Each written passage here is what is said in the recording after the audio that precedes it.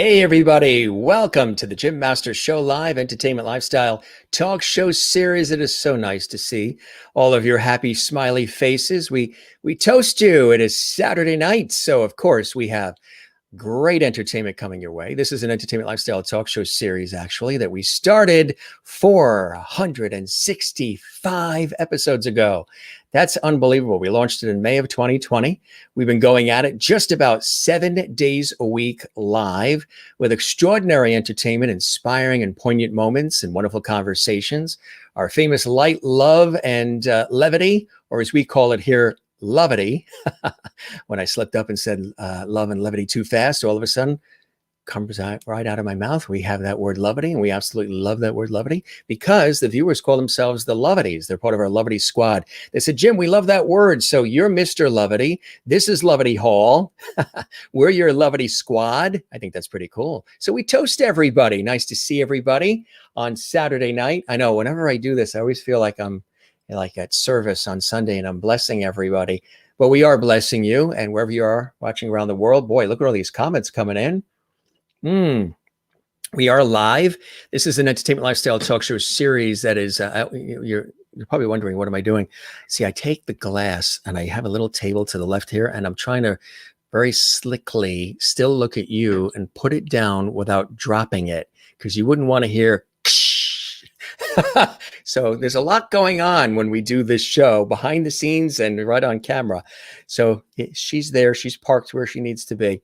And good to have you guys with us. We were just here, 2 hours ago with Emmy-nominated actor, the wonderful Scott Bryce, dear friend. Of course, you know from As the World Turns, Deception, Murphy Brown, and so much more. If you didn't see that episode, boy, we had a phenomenal episode with Scott, and he's a wonderful friend, and it was just really epic. So you can see that again tonight.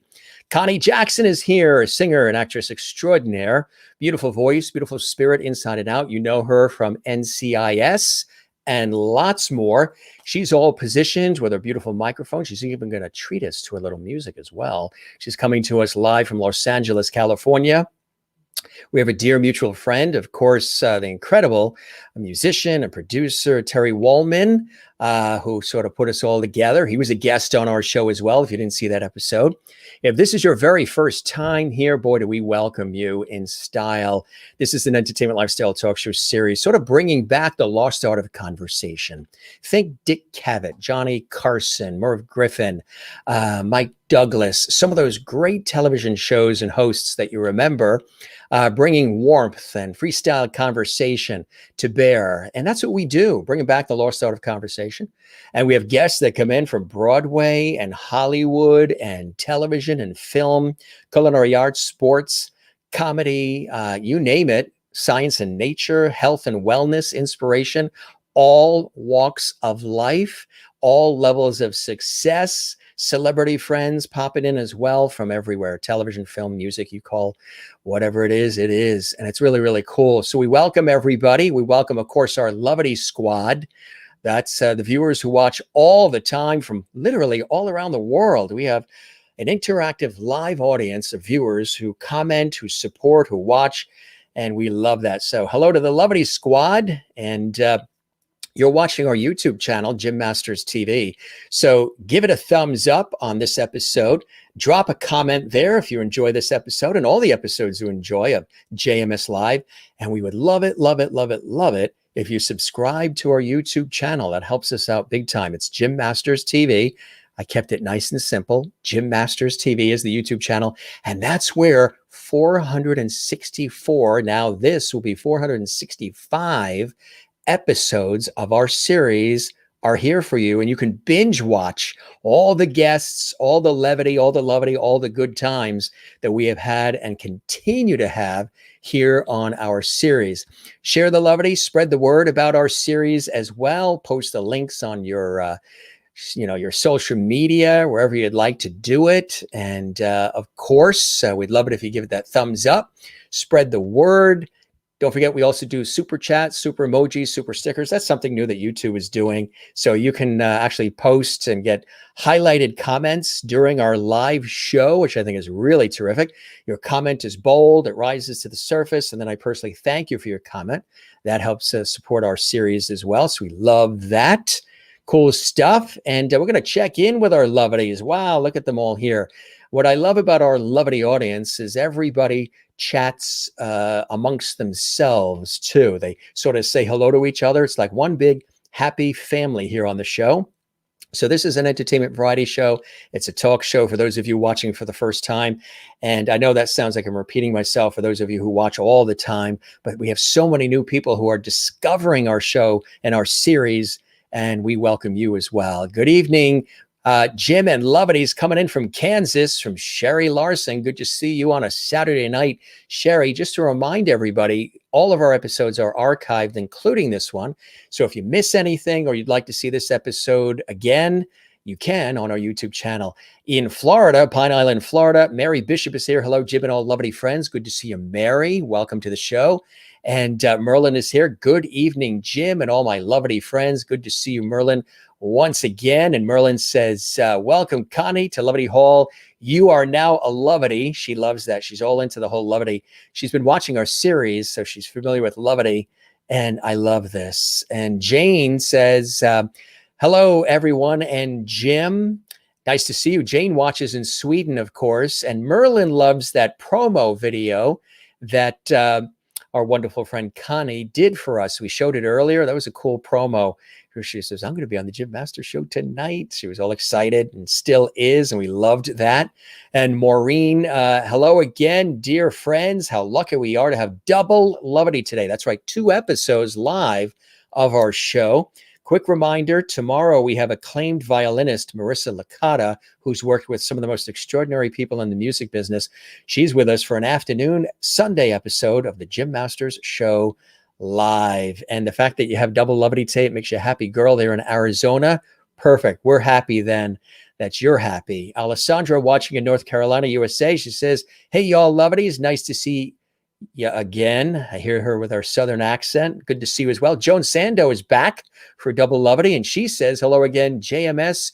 You, sir, are amazing. And I want to thank you for sharing your talent with the world on the JMS show. It is a special thank you, Jim. Very, very sweet of you to say that.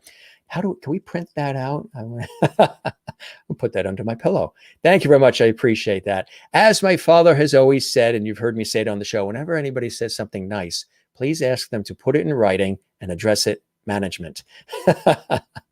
So look at this. Jen Barry's here. Jen, are you still in a tent with your Ken in Allentown, the mountains of Allentown, Pennsylvania? Are you still watching us from your tent? You guys are camping this weekend? That is real lovely. I can't believe it.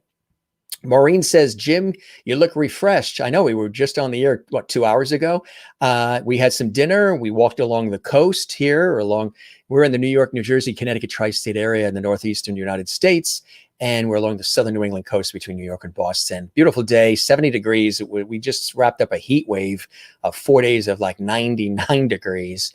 Once again, as we said earlier, bless all in the southern part of the United States, Louisiana, Alabama, Mississippi. Hurricane Ida is right at the doorstep there. Category 4 is what they expect. So we have a lot of viewers in that area too. So blessings, a lot of levity coming your way to get through that together.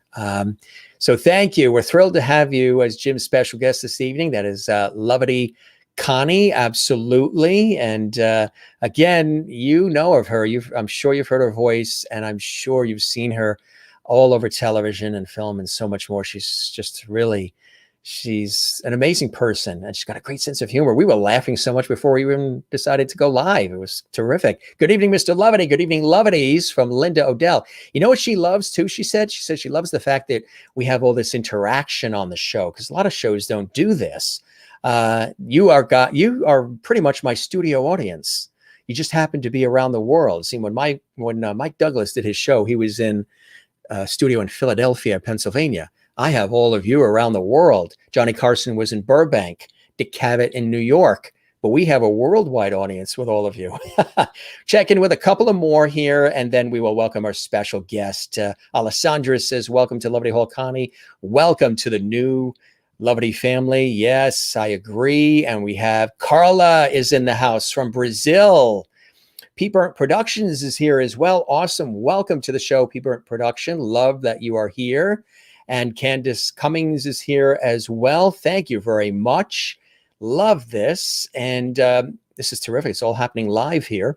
And Carla is here from Brazil, from South America. She's here. She loves to join us on Saturday nights. It's Saturday night. Hello, Jim and gang, from Carla in beautiful South America and Brazil. Jane's here from Sweden. Nice to see all of you. And of course, more of you will be joining us in just a second. But first, I do want to welcome our very special guest, Connie Jackson, to the show. She has worked with some of the most extraordinary people in the business. She has toured with the one and only Phil Collins and so much more. There's something about this shot that I wanted to pull up. It's so, we talk about peace and serenity and solace and levity. There is all of the above. Look at her there in that shot. That is just really, it says an absolute lot. There's the new album, or actually it's a new single with Terry Wallman, of course, as well. This Day. We're going to talk about that coming up and so much more. Love that shot too. She means business there. I'm so excited to have her here on the show from Los Angeles, California. I already got her laughing. I can see her in the little screen. She's like laughing, and here she is. Connie Jackson is in the house. I mean business. You mean that's the I mean business shot. and this is after you've completed your business. Exactly. Content. Content. Well, we are very happy and content to have you here with us on the Jim Masters Show Live. Thanks for doing that really cool promo. Everybody loved it all over the social media. The gang here loved it. Thanks. And thanks for all the excitement, coming on the show. I really appreciate it. And you're just amazing, my friend. This is exciting. I get to meet the Loveties. I've been watching a few episodes, and I was like, it's so cool that it's a community. It really is. P. Burnt Productions says, looking gorgeous. Absolutely. Linda Odell. Yeah.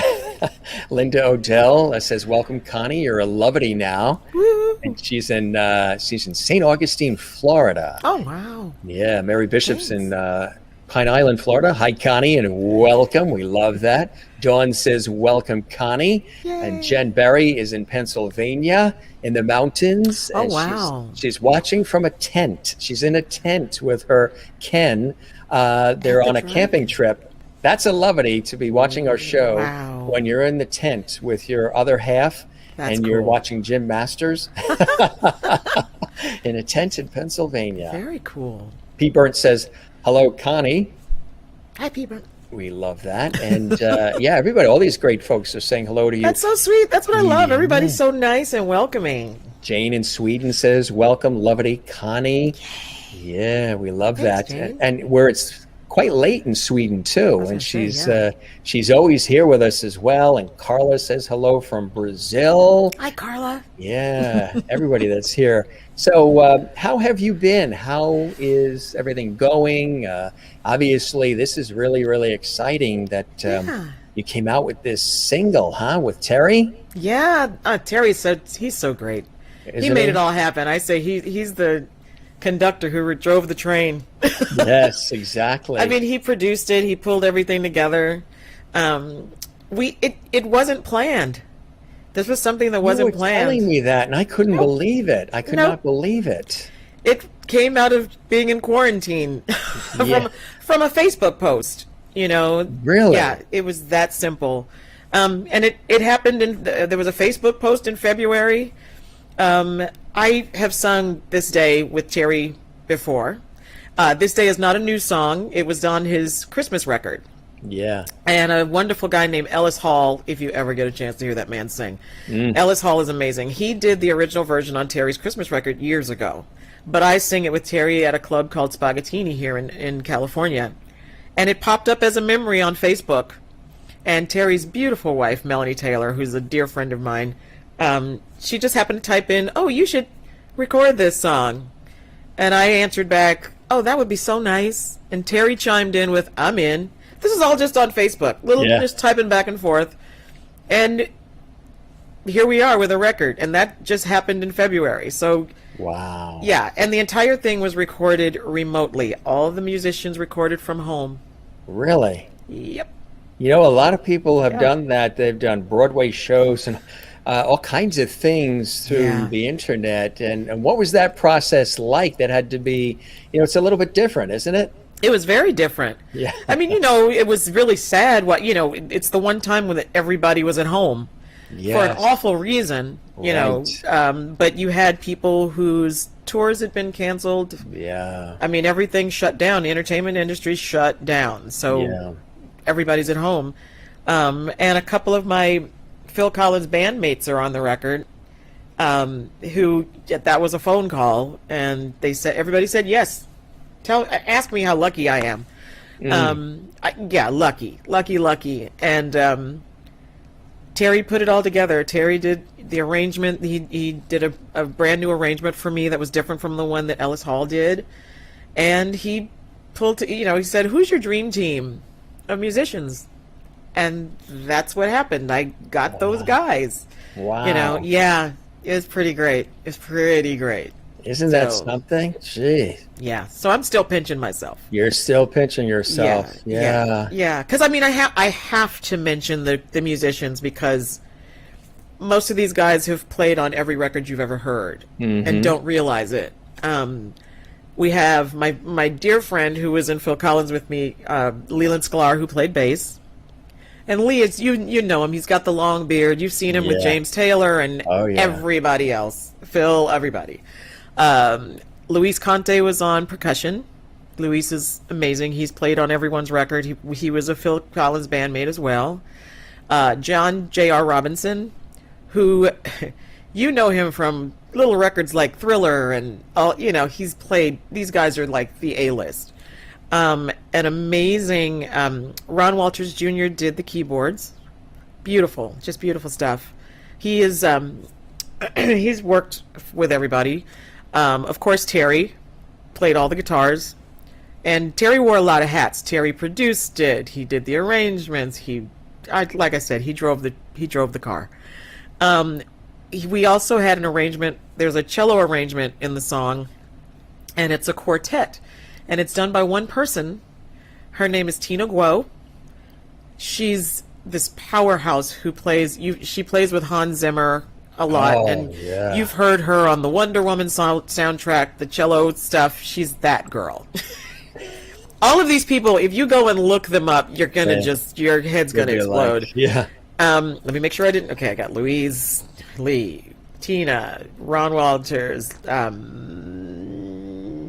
I say Leland? There's 5 people. Oh yeah, I forget that I included Terry, because he wore a lot of hats. But please look them up, because they are just incredible musicians, and most of them, it's easier to name off the people they haven't played with. Yes. It's just crazy. Yeah. I mean, because Lee's been with James Taylor for like 40 years. That kind of stuff. So, lucky girl here. Girl. Yeah, and I know you're pinching yourself with all these wonderful people that you get a chance to collaborate and work with. And,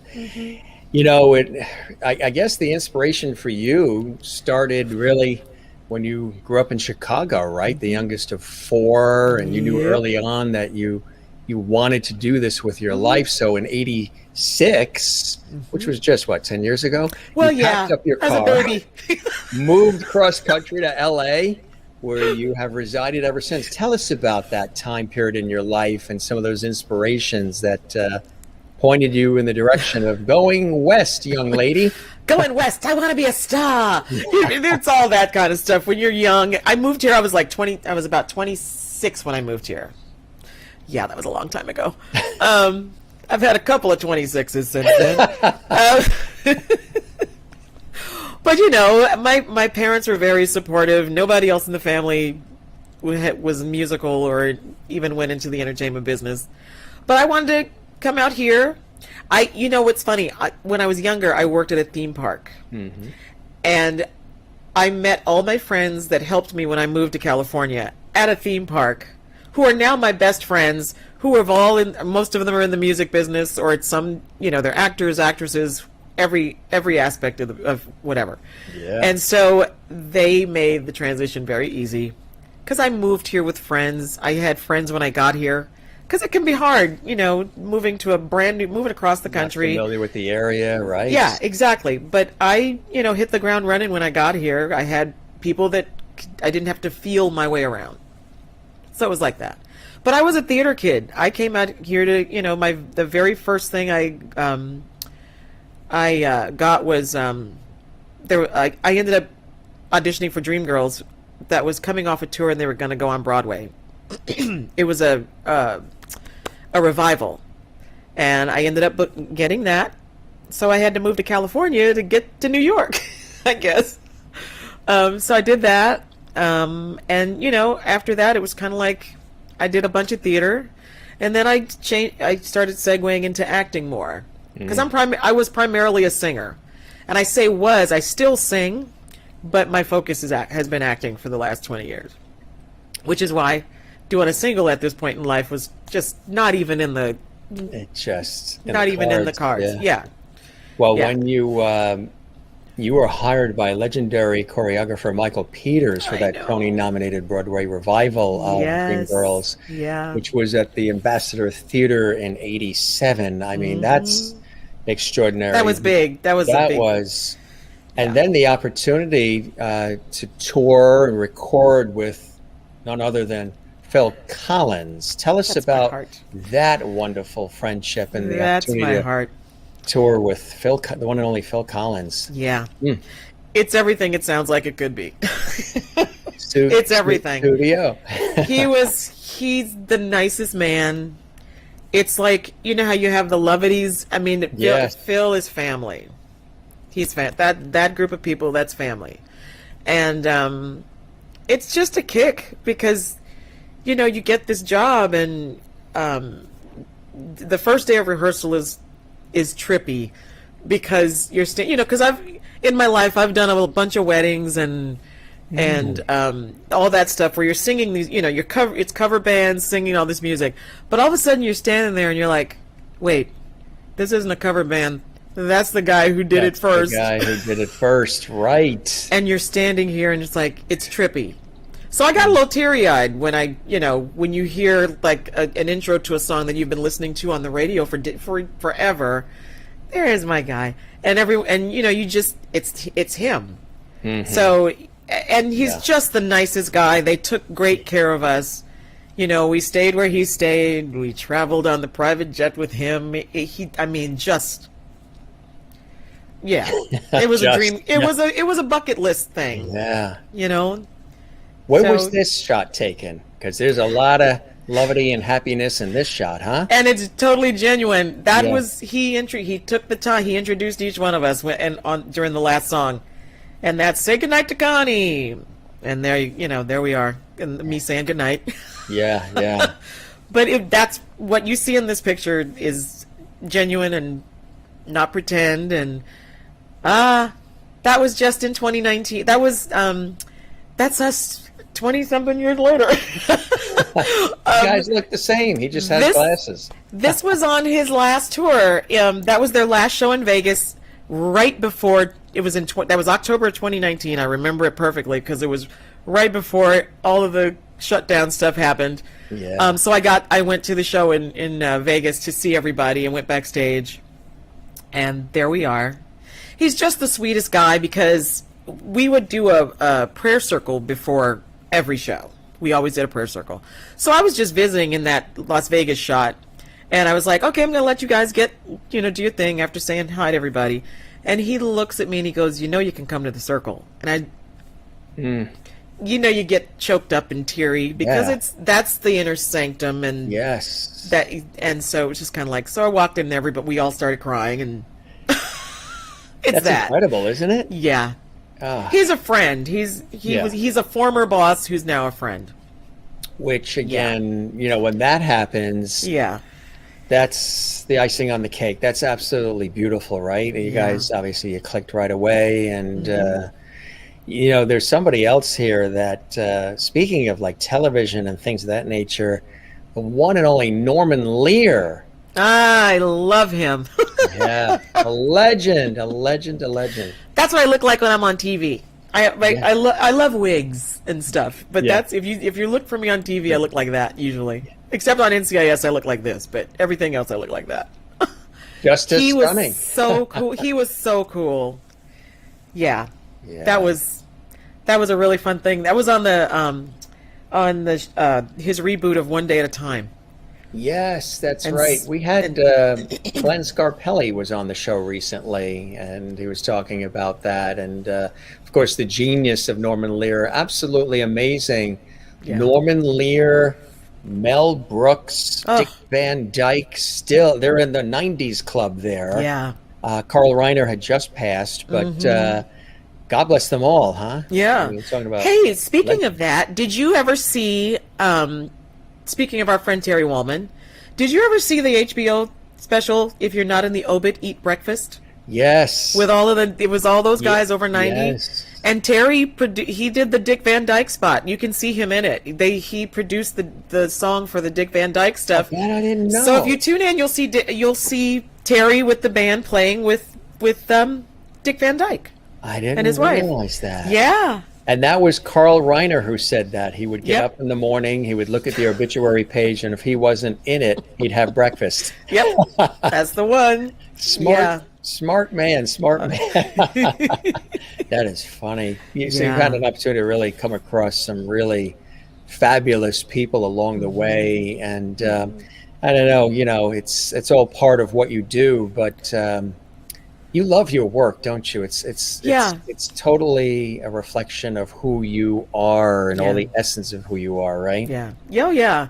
And I'm not, there's no room for being jaded, because these are all guys that I've watched growing up and stuff, or listened to their music, and then all of a sudden you're working with them, and it's very humbling, because it's like, wow. Yeah. Who would have you dream about stuff, but then when you're standing there with that person, you just kind of go, wow, this is crazy. You're like, I'm actually with them, and I'm working with them, and performing with them, and it's and none of it is easy. I mean, we talk about it a lot on the show. We make things look easy for the audiences, but there's so much blood, sweat, and tears that goes on. And you've had an opportunity through it all to not only perform with the ones we've said so far, but lots of special events and artists like Patty Austin and Faith Hill and Michael McDonald and Katie Lang and Seal. And then there was a bucket moment for you. Yeah. And that is singing with Barbra Streisand at the Grammys. We just had her sister Rosalind Kind on, and she was amazing too. Her voice. Rosalind, really. And she's funny, the humor, the quick wit, love it. And so you were singing with Barbra Streisand at the Grammys and Music Care's Person of the Year. Tell us about that. That's a real pinch me moment, huh? It was a big old pinch me moment. Because it's like, I used to go in my basement and sing until my parents, I'm sure my parents were just like, oh my God, but they weren't. But the people that I would try to emulate were Barbra Streisand, Minnie Riperton, Aretha. I sang I tried to learn everything. I learned something from every female singer that I listened to. And Barbra Streisand was huge for me. Because I always say that's where I got the pretty part, this nice smooth tones of my voice from trying to emulate her. And then here you are, because she would have, like, we rehearsed, the Music Cares event and the Grammys happened in the same weekend. That's all in the same weekend. Same weekend, yeah. And so the first time we saw her was when we were rehearsing for the Grammys, and so they have it at the convention. The Grammys happen at the convention center, at the Staples Center. excuse me, and you're rehearsing, and you're sitting up there with the orchestra, and you're like, okay, when's she gonna come in? Because you don't. It's not like we met her and talked to her and did all that. No, she's that person. She's that icon. The orchestra's in place where they're going to be in the Grammys, and then she walks in with her gown on for the rehearsal with the camera, and she starts singing. We sang Evergreen with her, and then we finished that, and it was kind of like, wow, what a song to sing too, huh? Yeah, hello. That's like one of my favorite songs of hers. And so then after they finished the Grammy rehearsals, then we go over to the convention center to rehearse for the Person of the Year. She was being honored as Person of the Year, and that's a more casual thing. So when we get there, that takes place in this massive ballroom. Yeah. And we're sitting there out in the audience, just, at the empty tables waiting for her to, come in. So she comes in with her sweats, and she's changed out of the gorgeous ball gown. Yeah. And she's in her sweats and her glasses, and you're just like, that's Barbra Streisand, and she's wearing sweatpants. And so then she puts her director cap on, and she's and then she sings like 5 songs. And the minute she started with The Way We Were, and I'll never forget this, the minute the piano started, I just yeah. got a little leaky. Yeah, it does. So it was all of that, and you're 5 feet from her watching her do this. Yeah, it was all of that. All of that, and it was all more. that in a bag of chips.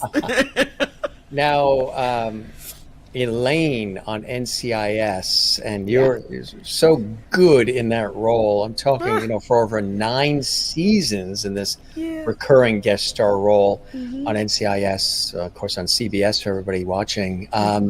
How did that happen? I mean, what a great series that is. And again, you're surrounded by other fantastic, talented, actors, actresses, production crew, so much more. Oh, yeah. That's amazing. Yeah, that was fun. That came from a regular audition. And it didn't say anything about she was going to be recurring or anything like that. It was just a regular audition that I went to. The description was simply, you work in a diner. It didn't say that you're in a uniform or any of that kind of stuff. It just said she's in a diner, and that's all I knew. And then they had the scene, and it was with Gibbs. And at the time, I didn't know anything about the show because I didn't watch it. I watch it faithfully now, and then it turned into, this is going to be a recurring role. This is going to be, coming into living rooms on a regular basis. Yeah. Because it was funny because apparently and the show had already been on for like 9 seasons. Yes. So established, yeah. Yeah. And apparently he would always come into the squad room with a to-go container of coffee. Yeah. That episode, my first episode, revealed where he got the coffee. That's how that happened. Right. Yeah. Because before then, there was no diner stuff. No, yeah. Who knew? Mystery and intrigue. Where did the coffee just materialize from? He's got a favorite spot. Okay. Yeah. There's some other wonderful things. Of course, NCIS people can also see that, but you've been involved in a lot of different things. That was fun. Yeah, tell us about this. Connie Jackson, this is your life. That was so much fun.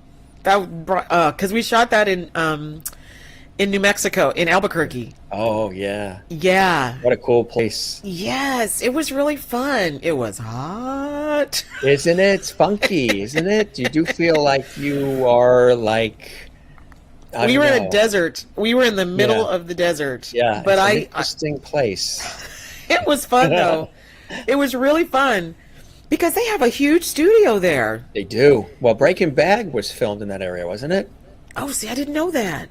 Yeah, Breaking Bad was in that area. Yeah, okay. That's where Breaking Bad came from. Tell us about Briar Patch for folks who aren't familiar with it, what it was about. It was a show star. Rosario Dawson was a star of it, and there was this mystery that happened with a police a bomb explosion. And I was the wife of the person that got blown up who was in the hospital. It's funny because my entire... When you're watching, it's not funny. We're just telling it exactly. back. But my stuff was funny because I have no lines. I say nothing the entire time. And there are different scenarios where I love... My favorite was being able to storm out of the hospital and hop in my car like I'm going to zoom away. But it was, I wish that show had gone further. It only lasted one season, but it was it had these quirky characters. Alan Cummings was in it. Rosario Dawson was the star. There were these amazing people in the show. Yeah. But the mystery was, I wish they had kept on until you found out what was going on. But it didn't last, but it was so much fun to do. Boy, that's so the much key. fun. Yeah, you had so much fun, and met some people who I'm sure have become friends as well. You know, the friend list just grows, right? Oh yeah. It's funny because that was the first time I ever had a stunt double. Because really? I wasn't the I storm out of this hospital after all these horrible things happen, and I've just had it, and I storm out of the hospital and throw my purse in the car, and the car speeds off. Well, I got to have a stunt double who did the speeding off part, and she's unbelievable. I mean, we became friends. She skydived. I mean, you name it, she does it. She does it all. She drives all these. Her forte is driving and big stunts like jumping out of planes, and she's Angela Bassett's like stunt double, driving double on like 911, all that kind of stuff. She does all of that stuff. And I asked her, I said, "Is there anything you don't drive?" She goes, I do not fly a plane. She was like, I jump out of them, but I don't fly them. And that's the only thing she doesn't operate herself. Wow. It's crazy. She does like major crane things. She drives huge. If you see a chase or something on a TV show, it's probably her. And I'm 5'3", and she's my height, if maybe slightly shorter. She's a little, yeah. Little bitty thing. Yeah. Look who's watching. Terry. Hi, Jim and Connie. Hi, Terry. Hey, Terry. Welcome, my friend. His ears are ringing. Yes, his ears are ringing. He heard all the wonderful things we were saying about him. I've been talking about you. We were talking about you, Terry. All good stuff. How you're just an amazing guy, very talented, and a good person, and a wonderful, wonderful dear friend. And that's right. They remember Terry being on the show. See all the hi Terry, cool. and hi Terry, and hi Terry. And Terry says, "I'm so proud of Connie and her new single." Yes. And as I always say, you did this, Terry. You did this. You did all of this. And we were talking about how it just really came together, which is amazing. The speed of light and the Facebook situation, and that's just really. I love the cover of this. You look so at peace, so content. The photographer, the graphic designer, photographer extraordinaire, Liana Ringstad. She's in Sweden. She's from Sweden, and so I think she's still there right now. But she kind of goes between LA and Sweden. But her name is Liana Ringstad. She took the photo, and she designed the cover. She does beautiful work. She's even done. But I think she does most of Terry's album covers too. Yeah, just beautiful work. She does beautiful Sweden. Jane watching in Sweden, probably excited to hear that as well. Look her up. She's got beautiful work. Yeah. There's something else too that might surprise people. They might not realize your involvement in it, and it's this. Something that you always hear annually, and it's amazing. Yeah. I'm Grandma Lucy. Yes. How did that happen? Mariah Carey's All I Want for Christmas. That was really fun. A voiceover audition. You're Mr. Voiceover, so yeah. You end up doing that because at the time I would do my auditions in my closet.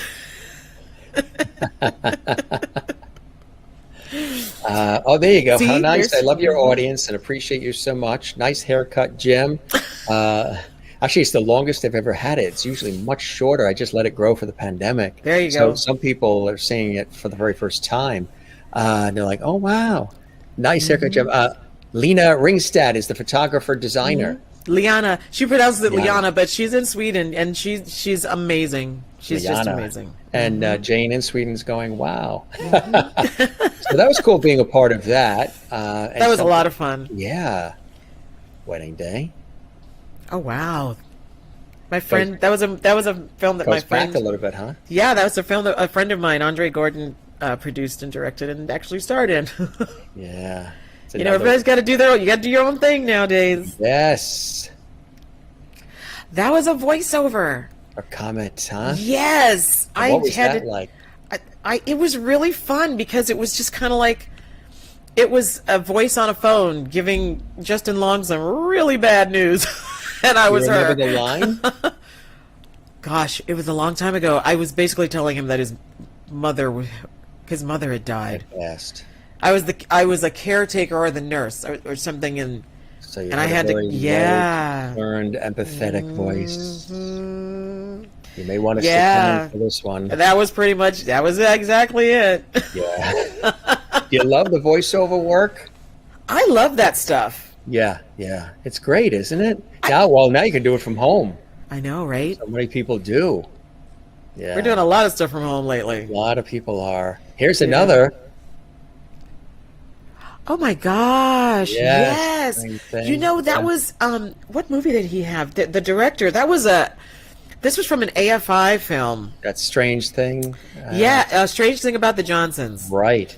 And the guy that directed it, it was like, because I know that at the AFI, American Film Institute, I think he was graduating, this was like a thesis project for him. But he's gone on to direct he did a huge movie with oh my gosh, I'm having a blank. Beautiful actress who was in The Sixth Sense. Oh, yes. You know who I'm talking about, Yes, right? I can see. I'm having a brain freeze. Yeah, I can see right now. But he did a horror film that he directed with her in it, and I forgot the name of it. Hereditary? Something. It was something like that. Oh, yeah. I forgot what I'm really bad, but yeah. Text me at 2 a.m. when you remember. I know. And I'll tell everybody tomorrow. No, I know. You know what she was trying to think of last night? Toni Collette. Toni Collette. There you go. Yeah. I was just about to say, did you want to phone a friend? I feel like we're in Cash Cab. I want to phone it back up. Or The Millionaire with Regis Philbin. That's right. Want to phone a friend? Phone a friend. Lifeline? Exactly. But that was a cool project to be involved in, huh? That was fun. Yeah. That was really fun. Yeah. You've had so many opportunities. Look at this shot here. Yeah. She's awesome. Yeah, tell the audience who that is with you. Yeah. That is the fabulous Viola Davis. Yes. I did 2 days on 2 episodes of How to Get Away with Murder. She's funny and kind. Wasn't it Fences that she was in with Denzel Washington? Yes. That was epic. Yeah. Yeah. Brilliant actress. She can go from 0 to crying, that snot cry that she does. That's what I always call it. That real... and then after she's done, she's like, hey, you want to see... She had like this... she had these... the virtual reality glasses. Yes. And that you hook your phone up to, and you can just put it over your face and look at all these different... You could be, swimming under the sea and all this. She went from like massive crying to, when they take you off and you're between shots, and then she's like, hey, look at this. I'm like, how do you do that? You were just blubbering a second ago. But she's incredible and so kind and just kind. Yeah. Like I said, I've been very lucky to have people that I have not had I haven't had bad. Oh, how fun is that? I'm looking at the picture you're like showing. The way you transitioned. That was like voiceover work. I have not had bad. Oh. Hey, you are unbelievably talented. That's Terry's wife in the back. That's Melanie. That's right. And Up that's above Melissa Etheridge in the That's center. right. The one and only Yes. Melissa Etheridge.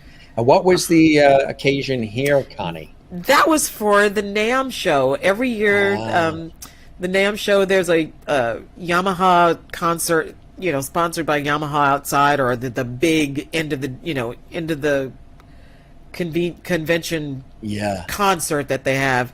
And it's funny because this picture is funny because Melanie. Oh, look at Terry. Yeah, that's your missus. Happy anniversary, Terry, by the way. Oh, anniversary? Yeah, they just had their anniversary. This picture with Melissa is really funny because we didn't sing with her. We were singing with everybody else, and she was like, "Hey, I want you guys to see. Why didn't you guys sing with me?" So she was very funny, and she was like, "I want a picture." That is and we were cool like, "Sure, shot. we'll accommodate." Great shot. Look at this one. There's my guy and all my friends. Yeah. Look at those. Oh, God. All those people in that picture. Just crazy talented. Look them up. That's Bill, going from left to right. It's Bill Cantos, amazing artist, singer, arrange, all of that. He does it all. That's Amy Keys, brilliant singer. And there's me in the middle. Why am I shorter than everybody? And there's that guy. Yeah. And that's Lynn Fidmont next to him. You guys, you got to look up her stuff. She's And Tyron Brooks, who just did he'd be a great guest because he just did he has this wonderful record called The Soul of Broadway, where he does a different take on different Broadway songs, classic Broadway songs. And he just gives them a nice big spin. That was in rehearsal. We had shot a video that day because we would rehearse. That was on the Going Back tour. Nice. When he did the Motown stuff, and we were taking some pictures and stuff, and that's where we rehearsed in Switzerland. Now, is he here in the States or is he in England? I'm not sure where he is right now. I know he used to be. He was here in Florida for a while, but that's gone. I think he's back in he's either back in Switzerland or England. I'm not sure. Because he's getting ready with because Genesis is getting ready to go out. Isn't that something? Yeah, that's very exciting. I know. And his son is playing drums. Robert Wagner. Ever the gentleman. Yes. He's such a gentleman. What was the occasion here? He plays. He has been on NCIS. He would play Tony DiNozzo's dad. Right. And this was after Michael Weatherly has been gone, doing Bull for a while. And, yes. And so this was right out. This was him coming back to be Mr. DiNozzo, and I got to play with him. This was and I can't say enough. He still sounds like. When I was younger, I watched Heart to Heart. Heart to Heart, right. I knew you were going to say that. I was just about to say that. And so you hear that voice and you're like, it's Jonathan Hart. He still sounds exactly the same. And in this photograph, he's like 88 years old in that photograph. And that's like, really? that was 2018. Wow. Maureen in Arizona says, Robert Wagner, so dashingly handsome. Yes, he is. And like I said, gentleman. Yeah, that charming, old school gentleman, that guy. Yeah. That's the good stuff, right? That guy, yeah. Yep. Love this shot. There I am, in my usual outfit. What was they're a family, too. They've become a family, It's just all of that. Yeah, absolutely. Yeah.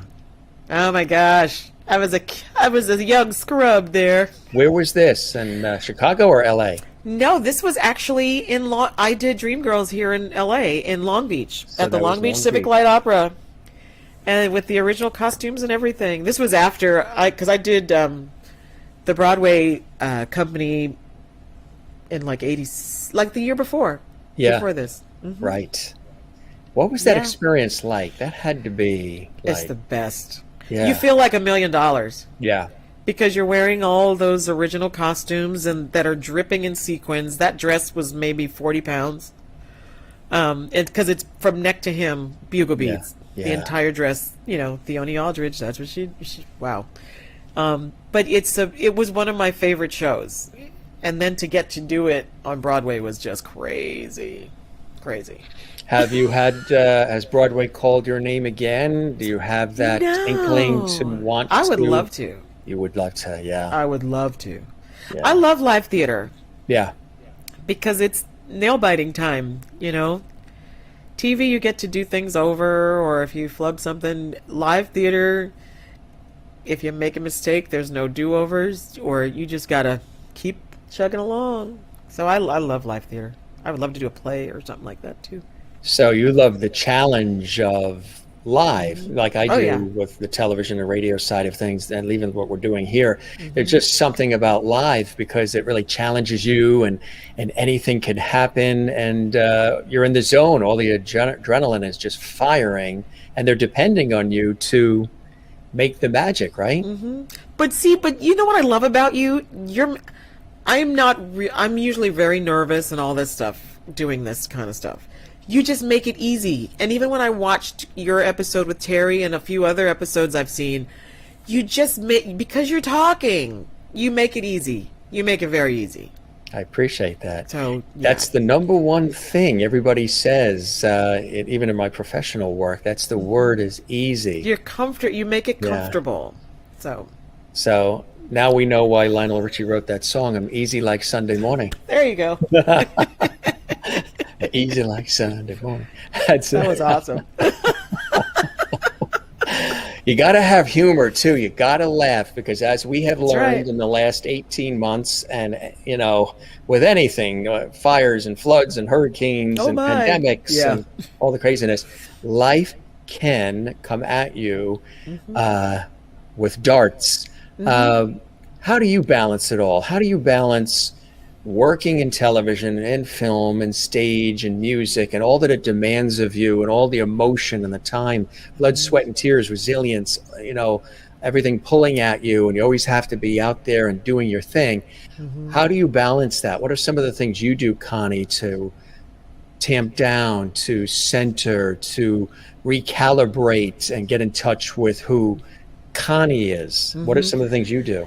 You turn off everything from the phone to the computer, and you set a time. You're like, I'm not touching it this weekend. You have to. But I made peace with the word no early on, because that's what you hear in my business all the time. And you just kind of, I hate the term getting a thick skin. I think you have to learn how to deal with certain things, but not taking no personally. They're not rejecting you. You have to not personalize it. It was hard to do for a while, and there was a moment where you kind of go, I'm not going to do this anymore, or whatever. But you get over that, and you realize why you're doing it. It's something that you've loved. It's something I love to do, and I've loved it since I was a kid. And you're sitting there watching the Grammys and the award shows, or you're just watching a play or a musical, and the effect that it has on people. But I turn everything off, because you have to make peace with the fact that I can't fix everything. That's going to have to do without me for a minute. I got to put that off I got to turn it off.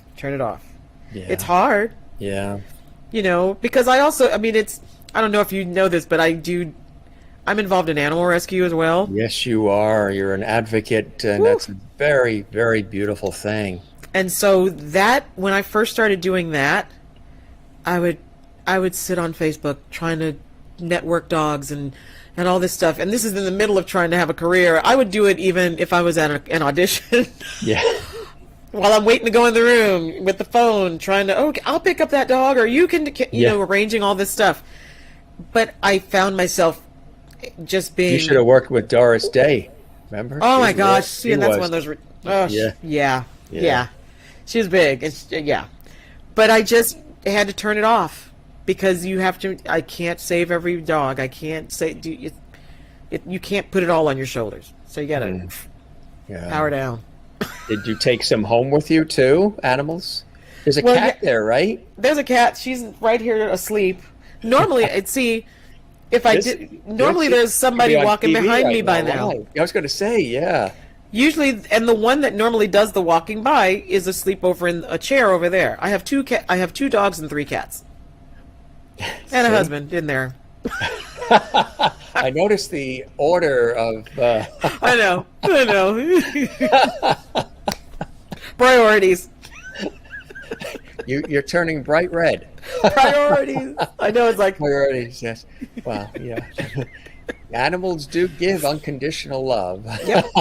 They're known to do that. They're our little stress relievers. Aren't they? Yeah. Yes. What are their names? The dogs are Buffy and Lucy. And the cats are Sabrina, Willow, and Bob. I say all these names, Buffy, and then Bob. So, who is the star? Who is the one that likes all the attention? The one that's right here next to me right asleep. By your, My vet describes her as aggressively affectionate. She's right there. She's your protector. If she had only known her 15 minutes of fame are available to her right now, she could lunge in your lap, climb on your head. Yeah.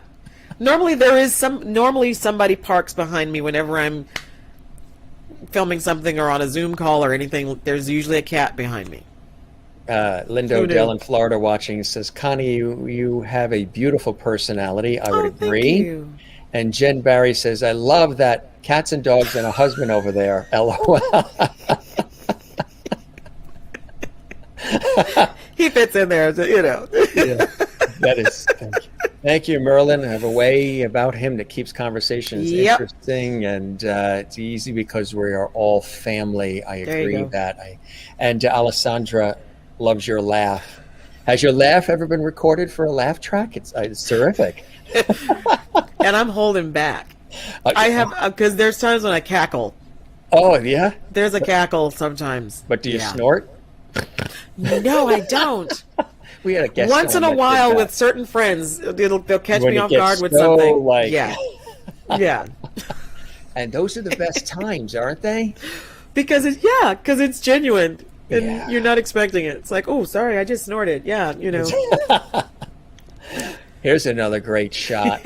Mark Harmon. There's my guy. Yeah. And then, she's so nice. You guys, Pam Dauber is just awesome. They both are really sweet. Yes. Yeah. People were always asking, why doesn't she have her mask on? It's like, because we had just finished 2 days together, so we were completely safe. So everybody's good, right? And we decided we opted for the picture after Mark and I had gotten our masks on, and we were like, let's just keep them on. That's it. Yeah. She's awesome. So is he. Glover, Mark Harmon, Connie Jackson, trifecta of talent and levity in that shot for sure. Really. Here's more. Ah, man. Yeah, huh? Ah, James Ingram. I always love the reactions our guests have when we pull up the photos. Yeah. Patty Austin. You want to talk about somebody who's funny. Patty Austin, yep. Yeah. They're really sweet. Yeah. And that's James Ingram? That's James Ingram, yeah. Yeah. One of the great voices. Patty, too. But James, just one of those, when the music comes up and you hear it, you're like, oh, right. That song, I forgot that was his. I forgot that was his. Yeah. Yeah. Such a great guy, yeah. That's a special photo, isn't it? Yeah. It really is, because I had worked with him years before that. There was on a musical that they were trying to get to Broadway or whatever. It was him, he and Debbie Allen, and a bunch of other. I mean, it was a crazy cast. There was a bunch of people from the TV show Fame. The dancers were from Fame, and Debbie Allen was directing it, and James Ingram had done the music. And just to watch, I love watching people work. And seeing how they do things, their process and stuff. Yeah. It's just, it's very interesting to me. Have you absorbed some of the work that happens around you, meaning the producers, the directors, how it's all put together? And is there any interest in doing any of that yourself too? Producing, directing? Yeah, but not... writing? I'm writing something, a couple of things for myself right now that kind of came out of the quarantine. Yeah. The reason why I had a very, the inspiration for doing the song, because This Day is a very uplifting song about being grateful for what we got, and, you gotta live in that day. Yeah. And be thankful for it, because that is the moment that we're sure of. Yeah. And so in 2018, I'm totally fine now, you guys, so don't get worried. In 2018, I had breast cancer. And I came through it fine. I'm fine. But it's that thing of when I sang this song with Terry, I sang it with him right up because I had finished chemo like in November of that year. And Terry was getting ready to do his Christmas show at Spaghettini. And he you know, he knew I was kind of fragile, but he said, it's totally up to you, and I wanted to find out if you would be interested in singing, you know, this day for, you know, at the show. And at that time, nothing about the breast cancer stuff had scared me because I had a great team at UCLA and all of that, and they had said that the kind of cancer that I had responded very well to treatment, which it did. I'm fine. I'm fine. Thank you. I know. Hello. And so, but during the chemo stuff, I was the only thing that scared me. I would try to sing in the car. Nothing. Couldn't control my voice to save my life. Couldn't control it. Nothing. And that was for months. Yeah. And so by the time, you know, Terry's show came along, I had gotten some of it back. And I was nervous. And he was very kind, and he was like, however you feel about it, if you, you know, he wasn't pushing, he was just very kind. Time and, yeah. Very kind. And he said, this is all up to you, your call. And so I ended up doing it. So singing This Day with Terry was the first time I had sung the song. I had sang, period. Yeah. Since all the cancer stuff. So that's why when it did come, when the idea of recording it came up, it was kind of like, you know, yeah, because you're in a different headspace, and you know, and it's just very, yeah. Thank you, Linda. I saw that comment. That's really sweet. Yeah. And thank goodness for your aunt. But yeah, so it's all of that. There's a lot wrapped up in that song, as far as like being thankful for being here. I was going to say, things, you know, when we have life's challenges, like we were saying earlier, sometimes life can come at us with these darts, and sometimes it's usually several darts all at the same time. Yeah.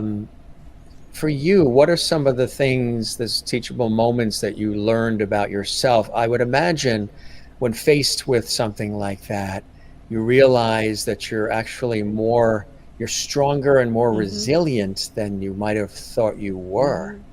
Oh yeah, because you know we've all had somebody, you know, gone are the days where you knew somebody who knew somebody who knew somebody who knew somebody that had cancer.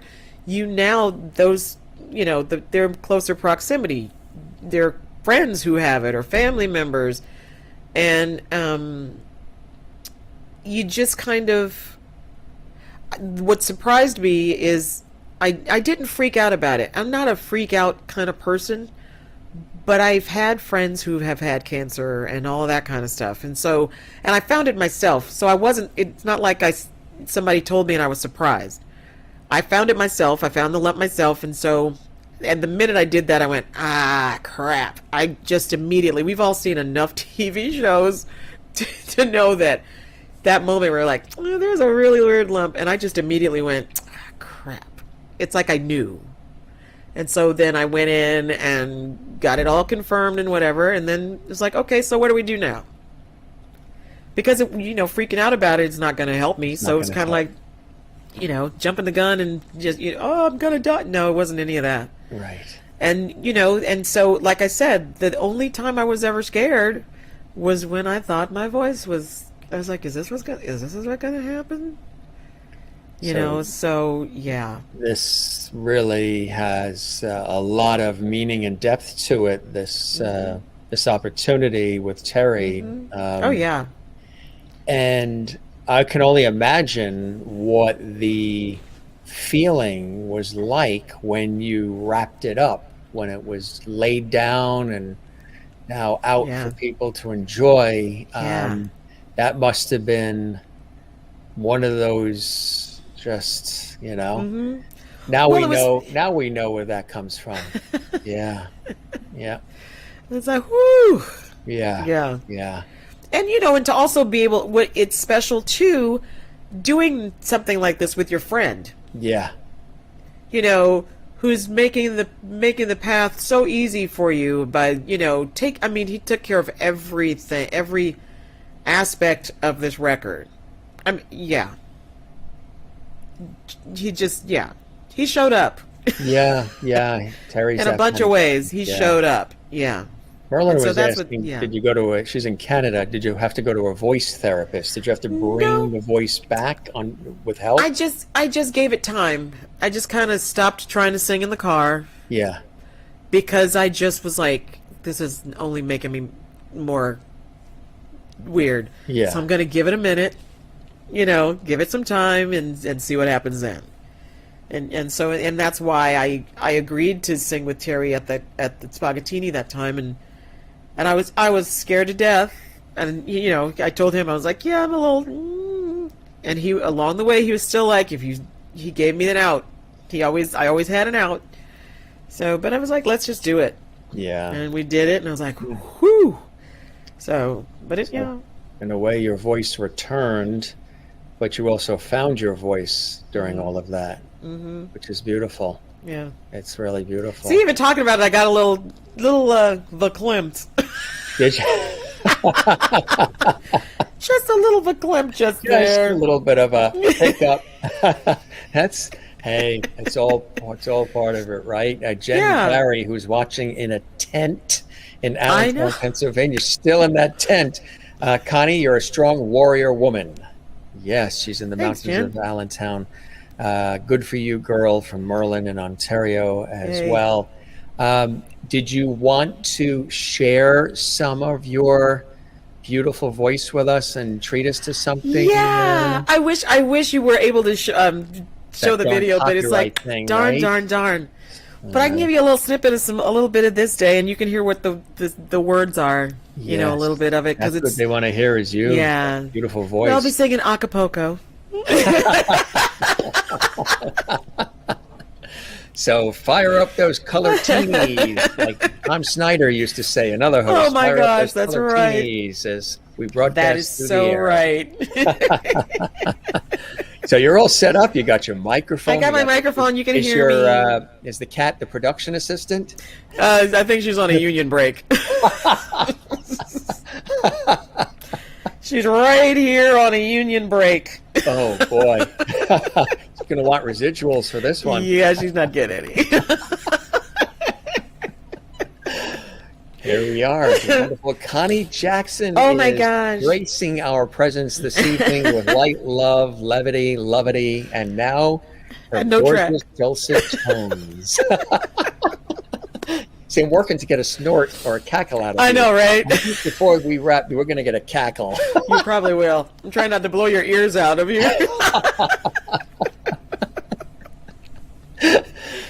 Oh, my gosh. There she is, in the beautiful comfort of her home and her couch. And my couch with the cat. New world. From the greatest stages in the world to her beautiful comfy couch with that light lavender wall behind her. What a color that is, huh? I've said it's your show is so happy. I was like, I'm going to pull out a little lavender for the lovities. Did you paint your wall just for us? No, it's a back. Yeah, I know, right? Can you imagine? I should have said, I did. The backdrop? I was going to say, I love your show so much. It's so colorful. I painted my walls. I painted my wall just for you. You go the extra mile, Connie. You're special, Jim Masters. You're special. Why, thank you very much. Right back at you. That is funny. All right, so here she is in her living room. In my living room with no music. With the animals in tow. This is the test of a true singer. You can do it without the percussion section and the string section and the guitars, the flutes, the cellos, and anything else. Wait, they just got here. Oh, they're there. But it's going to take them forever to set up. I know, right? And then they got to rehearse. Sound check. That's it. All right. Cool. Here's a little bit. Connie Jackson doing it. This day is all we really have, so let's live it to the fullest, every precious minute. This day is filled with everything. Leave regrets to yesterday. Feel the joy it brings. This day, this day, this day, this precious day. Oh, this day, this day. Every wish we ever made answers this day. Heaven is not so far away when we wake up to the blessings of another day. People who live their lives to give understand the gift of love in the moments that we live. Now the shadows take their place beside the light we dare to face. And now the visions become so clear. This day, this day, this precious day, this day, this precious day. That is beautiful. You didn't need any instruments. That was I did so a little beautiful. edit. You did a little self-editing live. Because there was Terry's solo that was coming.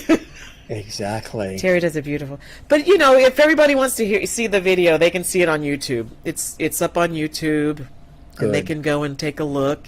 Good. Just look for This Day official video, or just go to my YouTube page, Connie Jackson. Is it coming out? Is it available anywhere? The song is available everywhere. So Amazon, on all Spotify, Amazon, Spotify, everything. Good. It's everywhere. It is everywhere. Well, the Lovedies are in love with this, and I can Yay. show you the proof of that, Connie. And that was just to hear the clarity and the emotion in your voice. Spectacular. That's so sweet. Thank you. Alessandra in North Carolina says, "Oh, that is so beautiful. Well done. Bravo. Encore." Thank you. Merlin says, "Wow, what a beautiful voice and song." Absolutely, Merlin. She's watching in Canada. Jen Nice. Barry still in the tent. Connie, so good, magical. Wow, and thank you. Maureen, what a beautiful message through your lovely voice. Thank you. Treasure every thank day. you. I do. Linda Odell, love the message. Beautiful voice. She loves the message in the song. And you got emoji, claps, and hearts. Nice. Love that. And Joyce Guy is here. Welcome, Joyce. Hey, Joyce. Hey, sing, You guys, Johnny. Joyce is a friend of mine, and she's killing it on General Hospital right now. She's an amazing actress and just fabulous, and she's a dear friend. Thank you, Joyce. Come on the Jim Master Show live. Joyce, we would love to have you as a guest. Dude, you gotta. Yes. We have a good time here. We take good care. And Terry says, "You can sing, sister." Absolutely. Absolutely. He was so nurturing during the whole thing. Even, just everything. Just really great. Yeah, he has that personality, doesn't he? He and I clicked. I know, right he's so away. hard to get We're along. He's like kindred in just the way we think about life, Terry and I. He's It so was hard to get amazing. along with. Yeah. Oh, and also too, because Terry co-wrote this song. Terry wrote the song with she's a Canadian. She's in Vancouver. Her name is Lillowette Fox. They co-wrote the song together. So there you go. Got a fantastic. Canadian in the mix. Yeah. Alessandra, North Carolina, already welcoming. See, Joyce, you're already getting Pine. welcomed. She's already a Lovety. She's in Lovety Hall. I mean, now I say it all the time, Connie. I say there's Emmys, Peabodys, Oscars, Tellys, Grammys, all these awards. But when you are dubbed a Lovety on the Jim Master Show live, I'll take that over. Yes, I'll take that over Are your feet everything. tingling right now? Or? Just a little. Just they are. Yes, they are. That was really great of you to do that. I mean, Oh, it was man. really, the opportunity to have that single, and I'm just stunned by the way it all developed. It wasn't something that was planned for like months and years, and it was just, it was planned, but also probably needed too, right? Oh, People need, yeah. not only do they need to hear that message, and of course Terry's incredible, production Mm-hmm. capabilities and musicianship and everybody Yeah. involved, but also needed for you as well. You Oh, got so yeah. much out of doing that. Mm-hmm. Well, because we'd all been sitting at home for a while and not knowing when, if you're gonna go back to work, or not didn't know anything. And like I said, I got lucky in the fact that my friends who are normally on tour for a year at a time, unfortunately, it was an unfortunate reason they were at home. Yeah. But when you made the call, they're like, "Yo, yeah, hey, yeah, I'm not doing anything."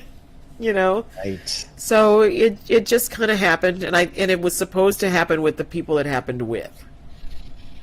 You know, Yeah. there's a reason we were all supposed to be in that space, and because they're special folks, Absolutely. very special.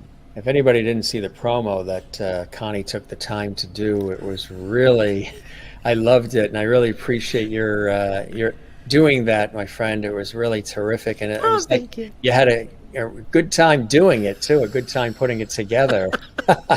Here it is. If you missed it, gang. Oh, Hey everybody, Connie Jackson here. Hey, this Saturday, I'm going to be talking to Jim Masters on the Jim Masters Show Live. And it's broadcast worldwide on YouTube. And you can actually talk to us in the chat. It's going to be a fun time. I can't wait. Maybe we'll sing a little a cappella. What? Join us Saturday, the 28th. It's 5 o'clock Pacific time, so wherever you are in the world, you're going to have to figure that out, because I don't know. Anyway, hope to see you guys there. Bye! Were the rest of the people in the supermarket parking lot saying, "Is that lady talking to herself?" okay. I was outside. I was out in my yard. And as I look at that, because I'm Oh, that standing, was awesome. I high five. That was awesome. but it's so You're a funny. star. But it's so funny because I was trying to remember certain points, but it kind of sounds like I'm drunk at certain spots. And hey, and I think, and then I say the words, and I was like, "That's too funny." Well, it's That's 5 o'clock hilarious. somewhere. Somewhere. You're just going to have to figure out what time it's on elsewhere, because I just know 5 here. I just know what time it is here. You obviously love, so adorable. Yeah, absolutely. You love what you do, and you love connecting with people, and you love entertaining, and I mean, you're so talented, multi-talented in so many different ways. Thank you. What are some of those things that, I mean, we talked about so much of it tonight, but there's a lot of things in your life that keep you going and keep you wanting to inspire and empower and bless us all with your joy and your passion and your talent. What are some of those things that cut deep for you, Connie, that allow you to do this? Experience. It's really fun because I am experiencing a lot of firsts. And I try to tell people, because in our business, age can be kind of a thing, and it stops people from doing certain things, like, "Oh, I'm too old for that," or "I'm too this," or whatever. And I've never held back on telling people how old I am and all that kind of stuff, and that you can still have firsts. I'm 61 years old, and there's stuff that I still haven't done. There's stuff that I still want to do. I love what I do. Yeah. And it isn't sour for me. I'm sure you too. You know of people who just couldn't take the no's, and there's a lot of rejection in this business. Yes. But you remember why you're doing it, and you know what you love, and as long as you still love it, do it. Yeah. But the day that if you there's time to, when it's time to move on, you'll know. But I don't see myself moving on. I love what I'm doing. And I'm still, and I have stuff coming up, some that I can't talk about, but it's good. Stay tuned. Stay Stay tuned. tuned. That's a But real. and those are firsts. You still have firsts in your 60s and your 50s. Yeah, don't give up. I had a shirt I was going to wear that said "Never give up," and I was like, I'll just tell him not to give up. You just expressed it right through the conversation. Absolutely. Yeah. What would the Connie of today say to the 12-year-old Connie? Keep going.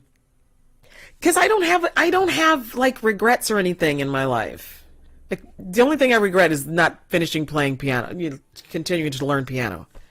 I gave that up after I learned how to play the intro to Benny and the Jets, but that's another story.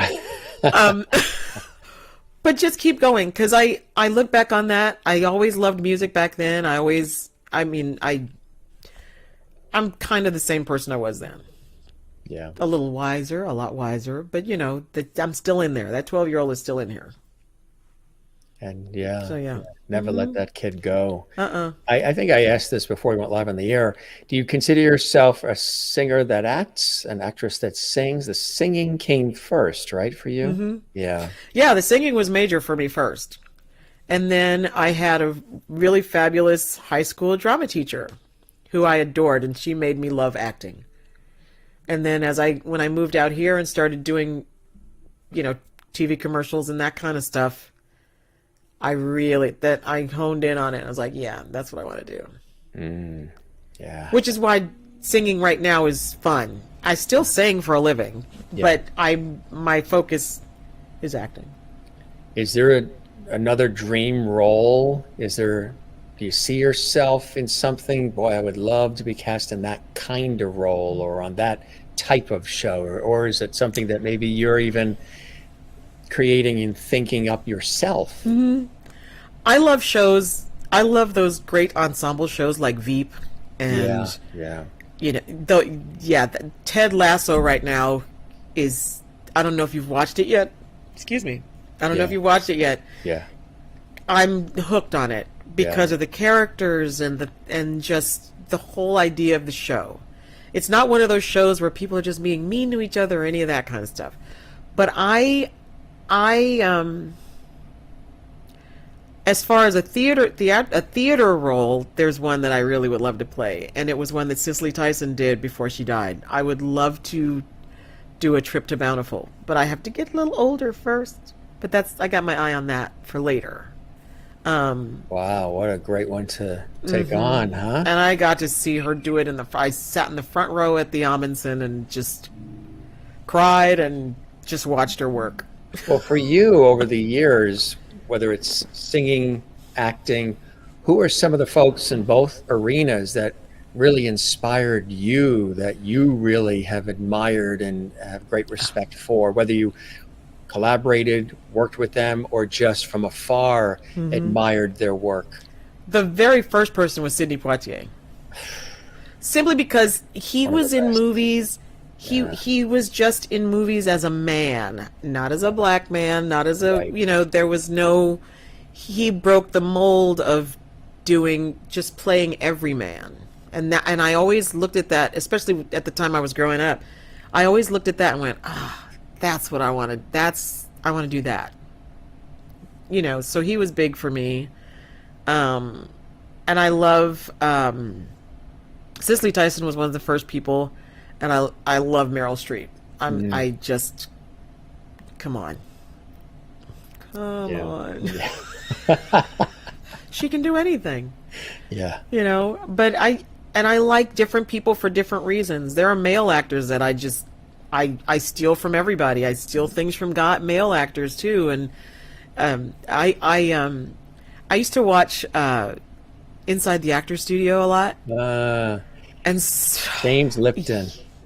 Yeah.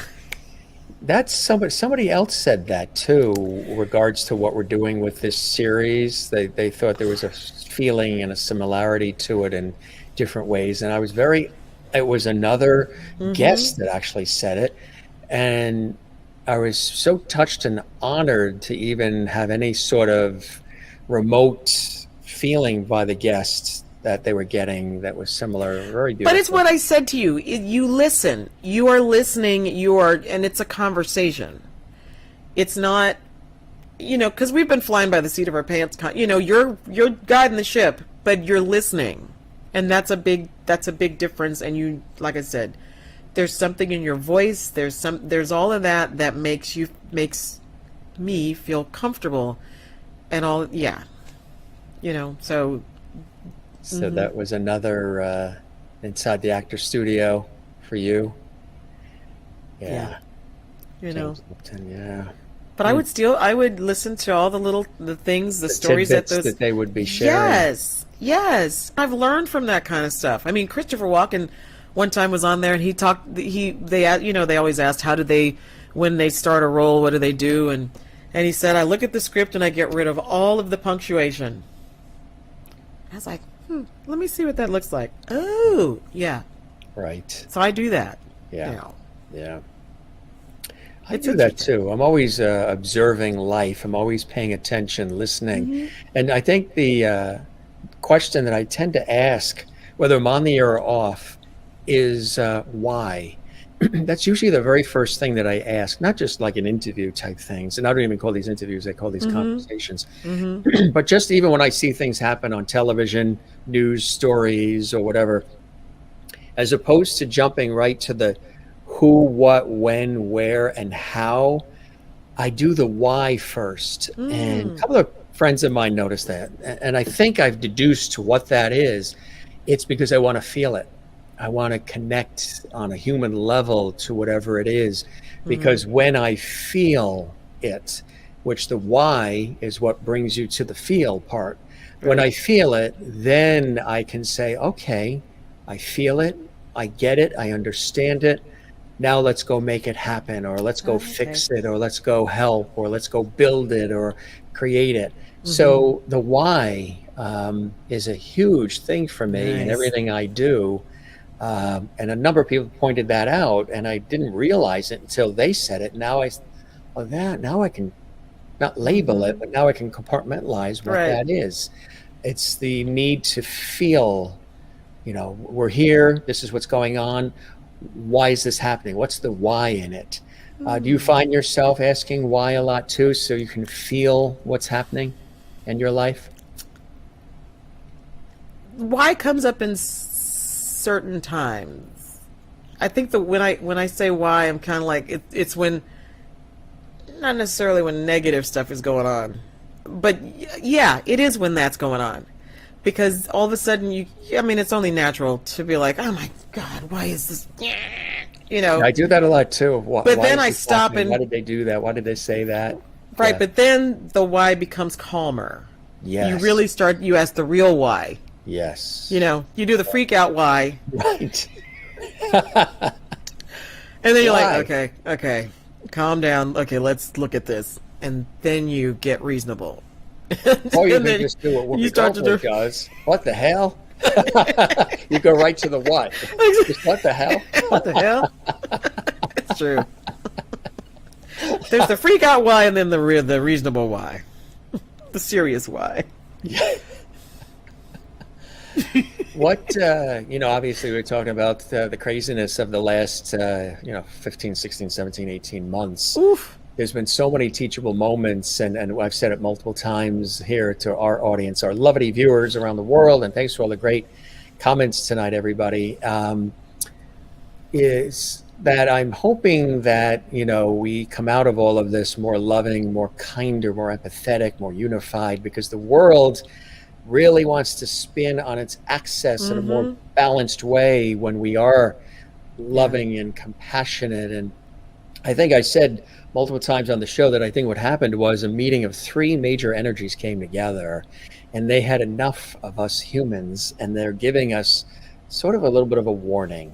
The divine, the earth, and Mother Nature, who are really running, the ship, operating the ship. We think we are, but they are. And they gave us an opportunity here.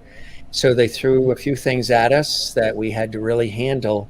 Pandemic, economic, civil unrest, political craziness. All of these things that are major individually they're major. We're going to throw it at you Together. all in 2020 at the start of a new decade that's usually hopeful too, and see how, and we're going to make it global, and we're going to see how you guys deal with this, because we're a little fed up how you're violence, road Gonna shake rage, us off. division, all this stuff. You know, even the Earth's angry with bigger hurricanes and bigger tornadoes and fires and floods. Yep. We're giving you some almost biblical warnings here. You better shape up. Yeah. And It's like you're not listening. not living. I know this. What's with this road rage still continuing? But I'm hoping that somehow we rise from the ashes of all of this in a kinder way, because as horrific as it has been, there have been some teachable moments. A lot of people have had time to pause, reflect, look in the mirror and say, okay, this is what I've done with my life so far. What do I want to do going forward? And is what I'm doing really fulfilling my heart, my soul, and am I touching people in the way that I really want to and need to? Some people, relationships have changed, careers are changing, so much happening. For you, what are some of those teachable moments? What has Connie learned about Connie through what we've been going through collectively? Well, it's funny because the thing that I have changed is kind of like when you asked the question about how do I handle stuff. And I remember before, you know, being in traffic and going on auditions and just feeling real tight all the time and anxious and trying to, I got to get this done. It's like this laundry list of things to do, but you're not thinking about life. You're just chopping through the list and forgetting about, okay, can you chill out a little bit and live and think? And that sitting at home during the pandemic, I could chill with the best of them. And now that productions have picked up again, and even with you know, trying to push a record, I felt those feelings I hadn't felt in a long time. I was like, ooh, no, get back down. No, it's not that serious. You know, I had to push all that stuff back down.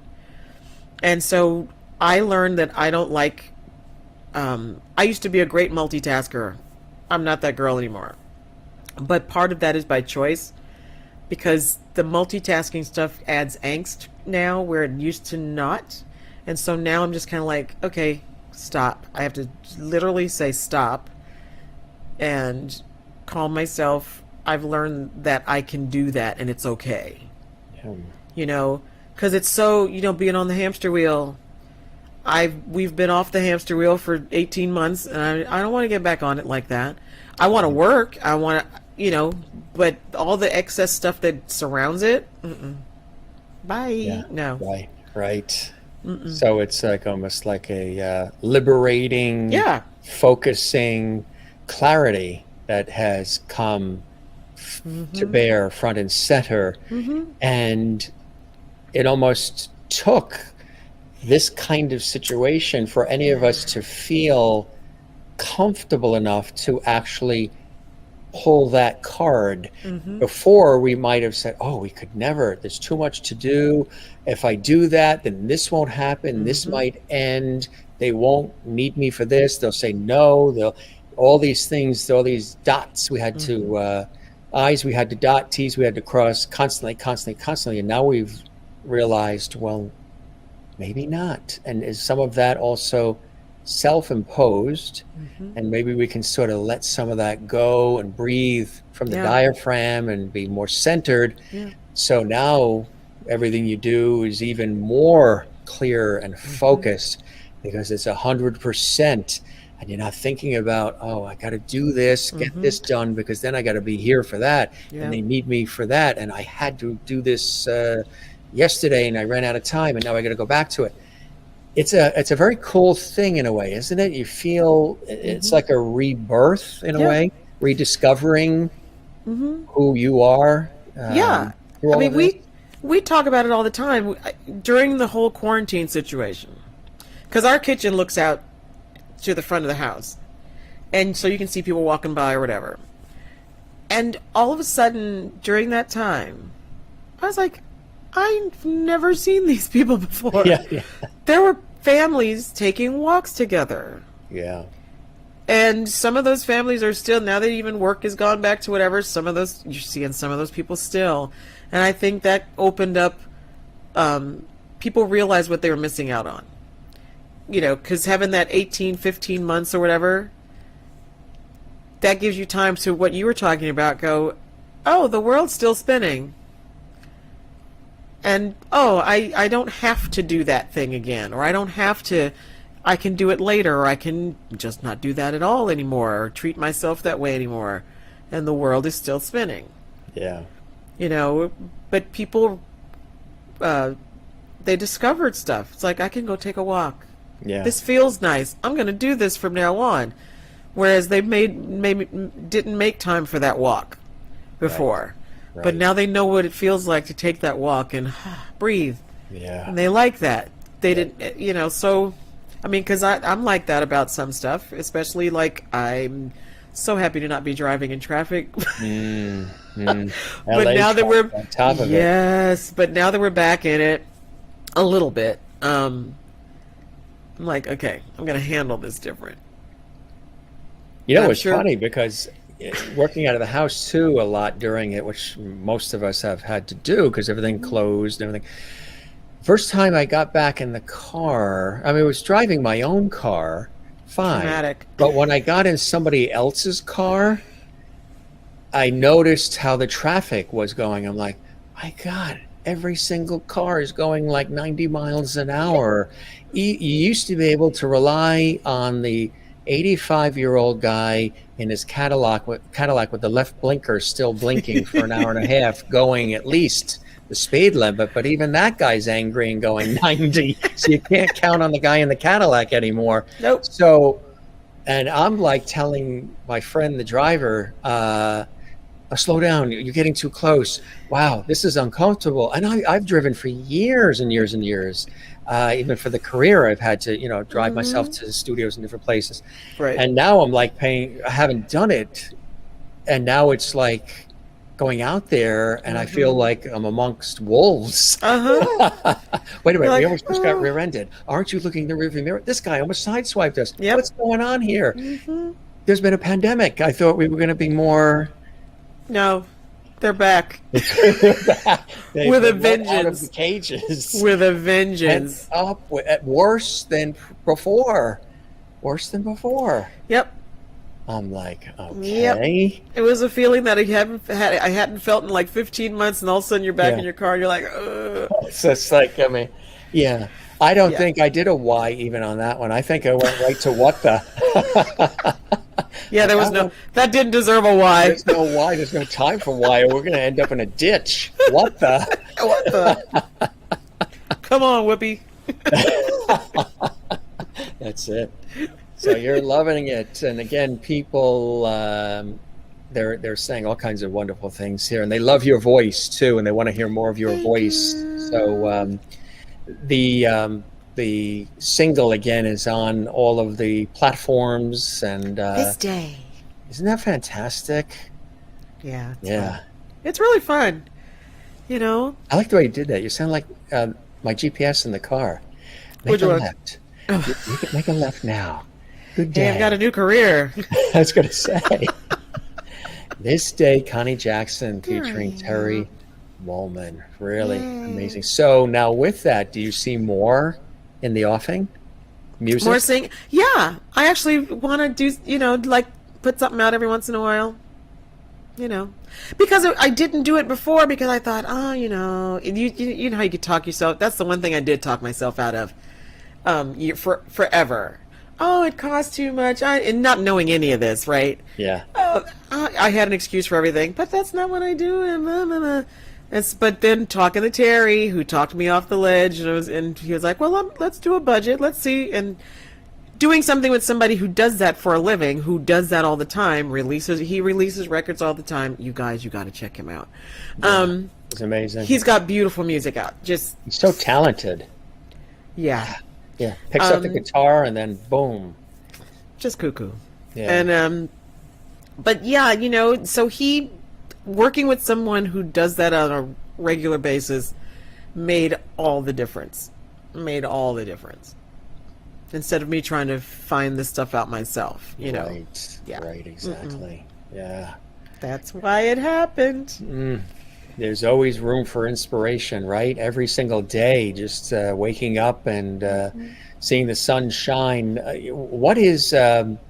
What's Zen for you? What's your Zen place? Where do you go to be Zen and to be, at peace and solace, to get away from all the busyness of life? When it's perfect, go to the water. Yes, the ocean. Yeah. I'm 45 minutes from water, but I will drive it in a heartbeat. I used to, when I lived in closer to the water, I used to just, walk there it wasn't close, it was like 10 miles away, but when I was younger and would walk. But now I'll drive to water. I will drive and just sit there. There's something about it. Yeah. Because I'll walk from, Santa Monica. Nobody will know this distance, but I go down to Santa Monica, park, walk down. I always walk on the sand at the water's edge with my shoes off, so that my feet are in the water, and I walk from Santa Monica to Venice, which is about, I think it's like a couple miles. Yeah, it's a good It's little a few trek. miles, yeah. Yeah. And then I walk back, get in my car, I'll walk, sit there for a minute, and you just listen to the waves. Yes. And it's the rhythm of life. It sounds cliche, but it really does work. Mm-hmm. Just to sit with the breeze, I always go to some remote area where there's no people, and all you hear is the water and the wind. Yes. Yeah. It's healing. It really is Zen healing. Place too. There you go. The Atlantic Ocean there. Yeah, There you I'm are. always swimming and surfing and boogie That's boarding and sailing it. And even during all of this, I told people, because in the beginning of when we started this series, and people still do, they've been very authentic and open about their lives, whether it's the guests or the viewers feeling comfortable enough to express even some of their biggest fears, especially during the pandemic. And a number of people, were really expressing themselves, and even performers were in the beginning, how not being on the stages, not being in the studios, they were losing their sense of who they are, and it was becoming very depressing. So some in the early months last year were very open about it, and there are people I've interviewed on PBS and elsewhere, so we're friends anyway. But I told everybody, and I still say it, to go to the constants in life, go to the ocean. Watch the sun rise and the sun set. Go out in nature, go into a garden or a forest. These are things that have been there way before us, going to be there way after us. And there's a flow and a rhythm that just, it doesn't know about pandemics or road rage or chaos. It's just doing its thing, and it's there and it's reliable. So if the rest of the world seems like it's coming apart or unraveling, go to those constants in life. Music is one of them. Music is so healing, so therapeutic. Listen to a song once, listen to it again. You'll hear different nuances. Maybe the first time you didn't hear the little triangle in the middle of the song. Now you hear it. Movies, nostalgic comedies, just work out in a garden, whatever it is. Go to those constants in life, because they're grounding and it's important. Time with family. How many moments have people been able to do that, even if it's just online or over the phone? I imagine you've cleaned a lot of closets and baked a loaf or two of bread. A little bit. A lot of cooking going on. Yeah. What's Connie Jackson? It's true. This is a foodie crowd, just so you know. So if you talk food, wow. We did a 2-hour talk back show once, and it was all food. My mom was a fantastic cook, and I followed her in the kitchen the whole time. I kind of reached back to during quarantine, maybe too much, so there was some comfort food going on. Yeah. And one of my favorite things to make is my mom's chicken and dumplings. Ooh. I make really good chicken and dumplings. Dinner And tomorrow in LA at the Jacksons. come on, girl. Come on in. I know, right? But food, I'm already looking forward to cooking for Thanksgiving, even though we're not going to have anybody over. But I started thinking that way. Yeah. Because I feel like a lot of stuff got skipped last year because people were still in shock. Yes. Yeah, food and pets. I saw that. Tucker food. But yeah, but it's kind of like I'm kind of up for it this time, and I want to do something different. Yeah, something special and stands out and unique. Yeah. There could be some tagine action or something like that. Oh, that sounds good, huh? Ooh. I know, right? Gonna have to have her back, gang, when we do our Lovity food shows. Oh my! Gonna have you guys. I have a do it. collection of cookbooks. I collect cookbooks. Do you? Oh, my aunt used to do that. My Aunt Gertie. My mother's the youngest of 16. Oh my gosh! That's always the reaction. My mom had. I thought I was bad. My mom had 13. 13. My mom was.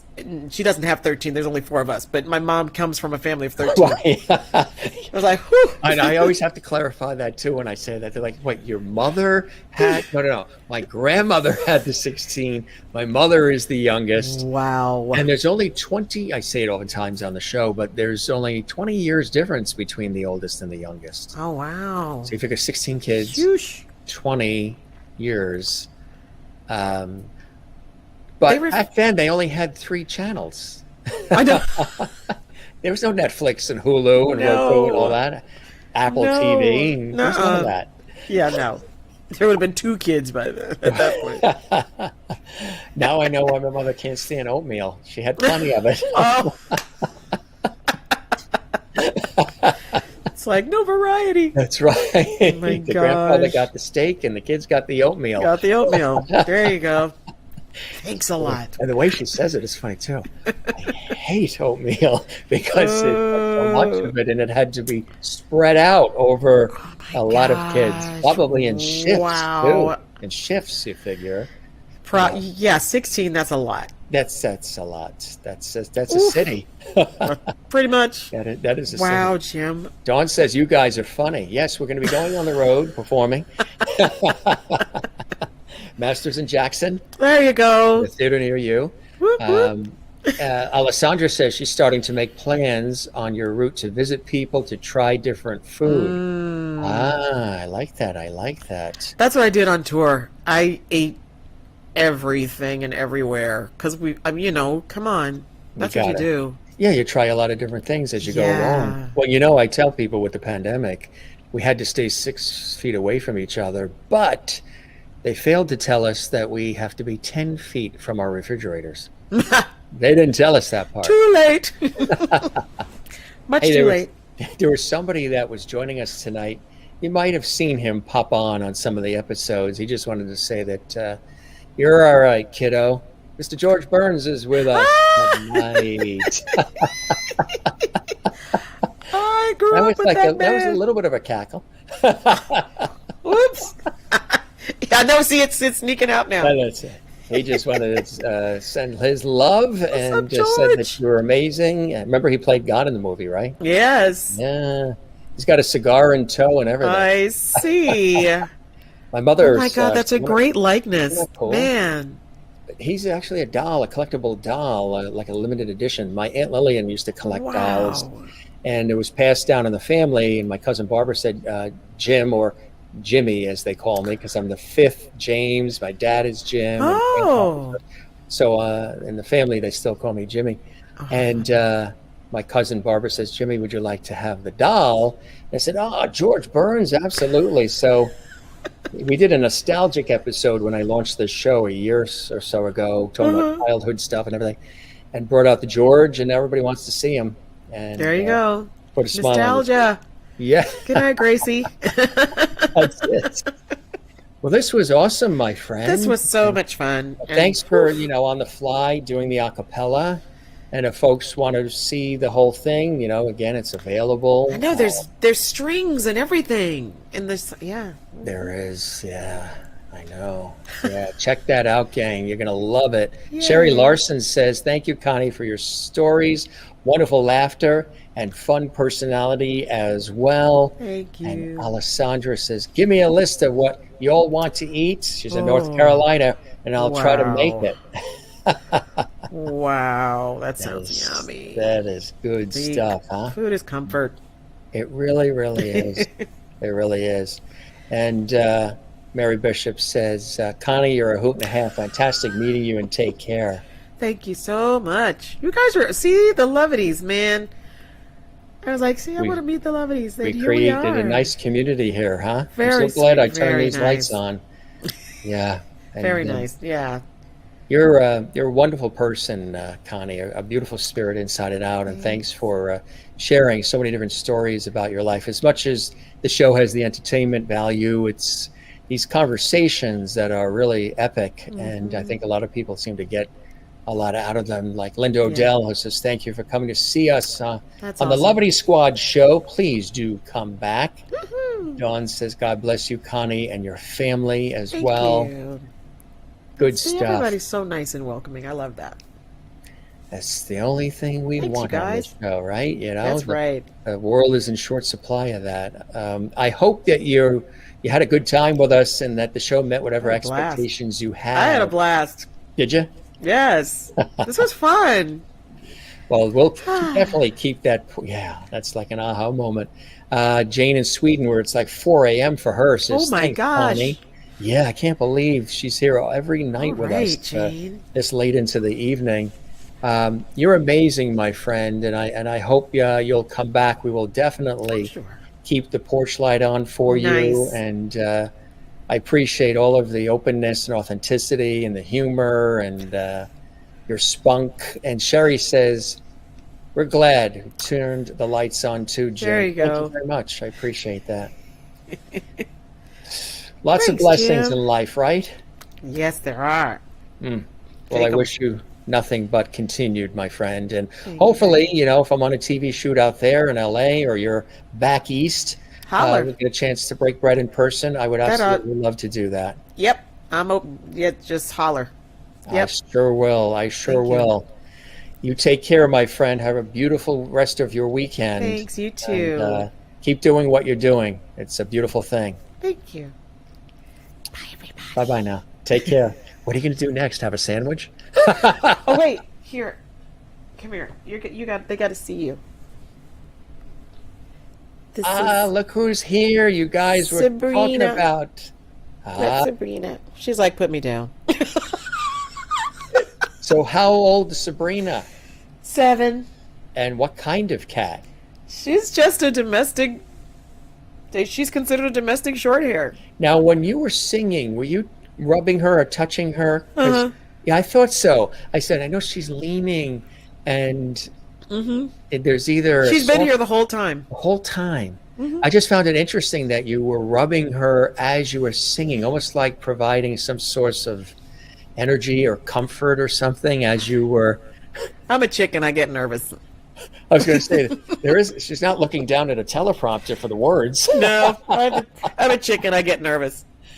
And Sabrina was there to guide you along in her understated way. Hey, look, see? There they go. Pretty, Sherry Larson, Linda Odell. Aw, such a cutie. Jane in Sweden. Aw, so cute. Mary says, beautiful kitty. You got them with the pets and the food, my friend. There you go. Things. That's all it takes. And even Carla in Brazil. Cutie, meow. She's been watching the whole time and commenting along as well. Thanks, you guys. All right, my friend. You take care. And I say to all the guests, get the circulation going and go stretch those legs. I will. Take care, you guys. Take care, Thanks, Connie. Jim. You're the best. Thanks. Bye. Good night. Bye-bye. Connie Jackson on the Jim Masters Show live. Again, if you would like to see the song in its entirety, go online. You'll be able to do it. It's really amazing. We would love to have shown it, but copyright sort of gets in the way there sometimes. But here is the single, Connie Jackson, This Day. She sang for us live a cappella some elements from it, and it's absolutely fantastic. You'll love it.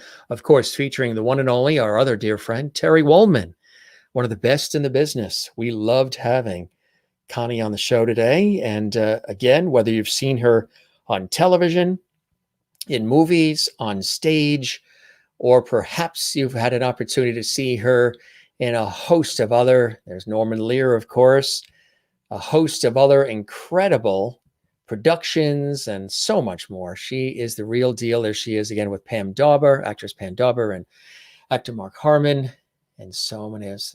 James Ingram, Patty Austin. There she is when she was in Dreamgirls. Just some wonderful, wonderful shots here. Robert Wagner. Phil Collins and the gang. Yep, she toured with Phil Collins for a long time. Some of the other great productions. Viola Davis, of course, she's worked with some of the best. And she is right there with them. There's Melissa Etheridge. And of course, you know her from NCIS, the recurring role of Elaine, NCIS, that incredible crime drama that is on CBS television network. And yes, she was also with Mariah Carey. All I Want for Christmas Is You.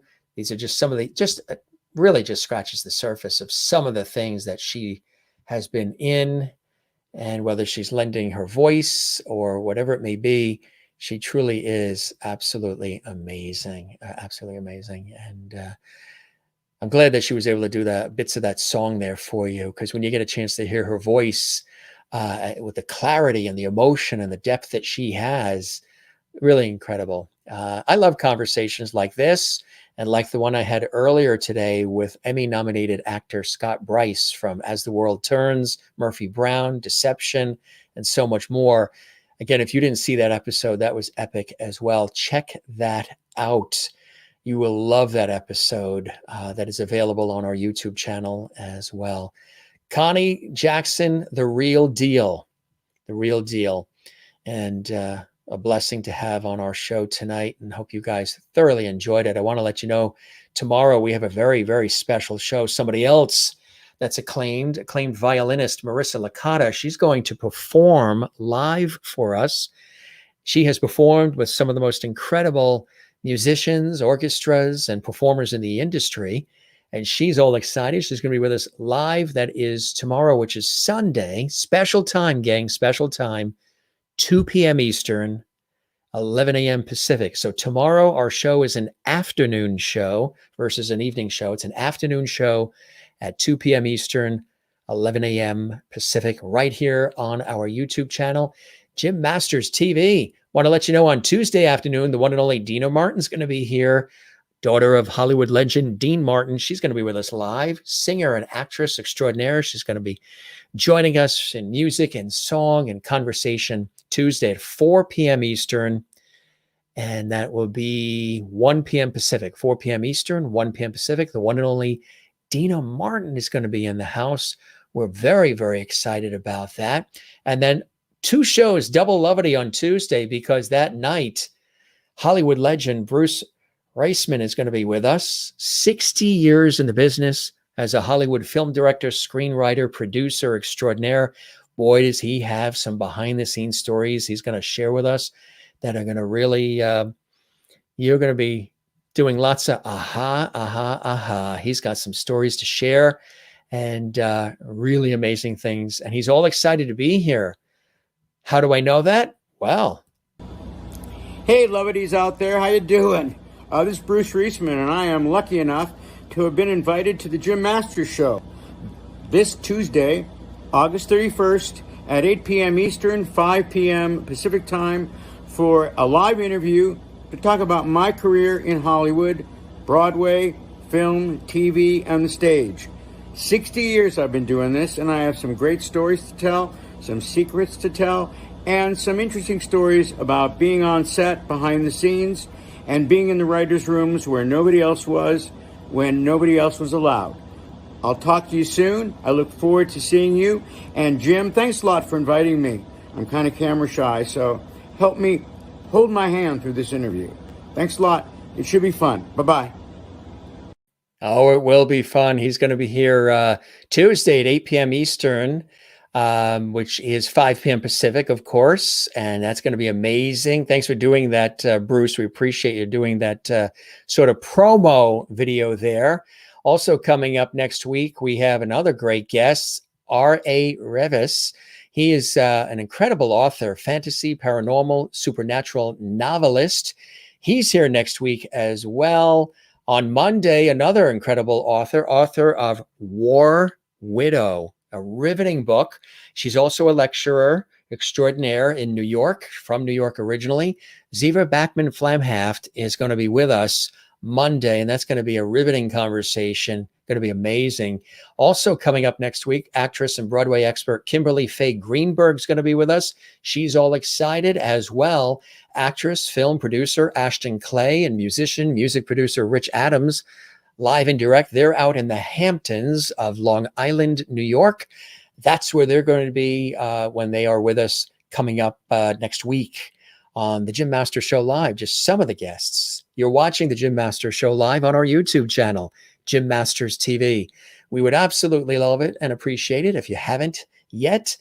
Subscribe to the channel, which is dedicated to entertaining, informing, educating, and inspiring all of you. And click that notification bell so you never miss any of our amazing episodes of our series, the Jim Master Show Live. Great promo. I know. Isn't that great from Bruce? And the one that Connie Jackson did earlier? Absolutely. And Sherry says, great way to spend a Saturday night. Once again, thank you, Jim, for another wonderful conversation. My pleasure as well. And some live music from Connie singing that song a cappella in the beautiful way that she did. Linda Odell, so cool to see you here when you're here with us. Enjoyed another show, sending lovity, love, and good night, y'all. You too as well, Linda. Mary Bishop in the house. Wonderful, fun show. Good night, everyone. You as well. Maureen says, Connie is such a beautiful soul. I agree. Happy to share this planet with people like her. Absolutely, Maureen. I second that emotion. And Jane says, good night, lovities from Sweden. And good night, sweet Jim. You as well, Jane. Thank you for all that you say and do. Carla from South America, beautiful Brazil. Nice conversation, amazing interview. Thanks for this Saturday night, Jim Masters. You're the best. Thank you very much, Carla in beautiful Brazil. Sending you love from America. And your friends just a few miles north of you. A swim or two, or a flight or two. I hope you have a beautiful weekend, Carla, and enjoy all these episodes. And of course, if you miss anything, you know where we are. We're on our YouTube channel, Jim Masters TV, with all the archives. This episode is archived now on our YouTube channel, so you can see it again. You can share the link. You can have a good time watching now 465 episodes. Could you imagine that? 465 episodes of JMS Live. I would never have imagined when I flipped the switch and said, hey, let's do something fun and create this series for all of you. This show has made me happy. Thank you. I really appreciate that. And you guys are so expressive with that. And that means a great deal to me. Just like with Connie and any of our guests, when we know that the work that we do, that we love so much, that we put so much time and attention to and in, so much of ourselves in, inspires other people and lifts their day, we're lifted as well. And so it's a beautiful thing. That's the way life should really operate. And as much as we had the music with Connie singing today on the show, and again, if you want to see the actual the video, it is available online. And again, you can get the song, Amazon, Spotify, Apple Music, all the cool places, the full song. You'll love it. I was listening to it today. You know, Connie's in a Zen Place when she's doing her thing too. So great show, Jim. Thank you, Jane. I love that. Watching one of our lovelies in Sweden who was really amazing. Good night, you all. See you tomorrow. That's right. Special time tomorrow, 2 p.m. Eastern. We reassemble at 2 p.m. Eastern, which is 11 a.m. Pacific, with acclaimed violinist. And she's going to play live. And she's played with some of the most amazing people around the world. Many names, you know. I won't say anything. We'll talk about it with Marissa tomorrow. But an amazing guest. That came quickly. That developed quickly because her representatives contacted us. They love watching our series, and they contacted us directly. And they said, we love the Jim Master Show Live. And we have somebody we rep. We represent and promote, and we would love to put her on your show. She has something big coming up that she wants to announce. When can we put her on? So we scrambled, and we made room for her for tomorrow, which we're happy to do. So Marissa Licata joins us tomorrow on the Jim Masters Show Live. All right, gang, we're going to wrap up. Busy day, 2 shows. This was a double lovety day. And, we're doing all we can here to stay connected with you guys, to entertain you, to inspire you, to motivate you, coming into your homes, coming into your lives in the way that we do. I hope you're enjoying it. I hope you're getting something out of all of this effort. I know you guys are really good at expressing that, and keep doing that. Keep spreading the word. Keep telling everybody. Share the links on all your social media. Tell them about this very special place we created, sort of with that old school talk show, variety show quality, with a modern vibe, modern twist of today. And as we always say, don't forget to relax. Don't forget to breathe from the diaphragm. Love one another and love yourself. It's the weekend. You can relax, even though I'm doing double lovety work here and we're working tomorrow. We do have a vacation coming up, so we're going to enjoy that. We're working on some shows that will actually air while we're on vacation, so you won't miss any of our lovety. I don't think you could go probably a whole week with me not here doing some lovety for you, right? So we're putting some shows together that will be here for you when we are enjoying some time with family, which we haven't had a chance to do in so long with the pandemic and everything.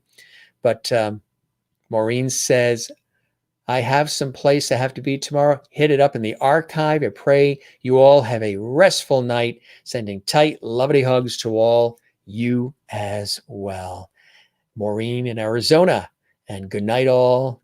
Go relax now, Jim. Thank you. I know I'm always telling everybody else to. I think I will now, too. You guys are the best. We appreciate you. We thank again our wonderful guest tonight, the incredible Connie Jackson, joining us here on the show.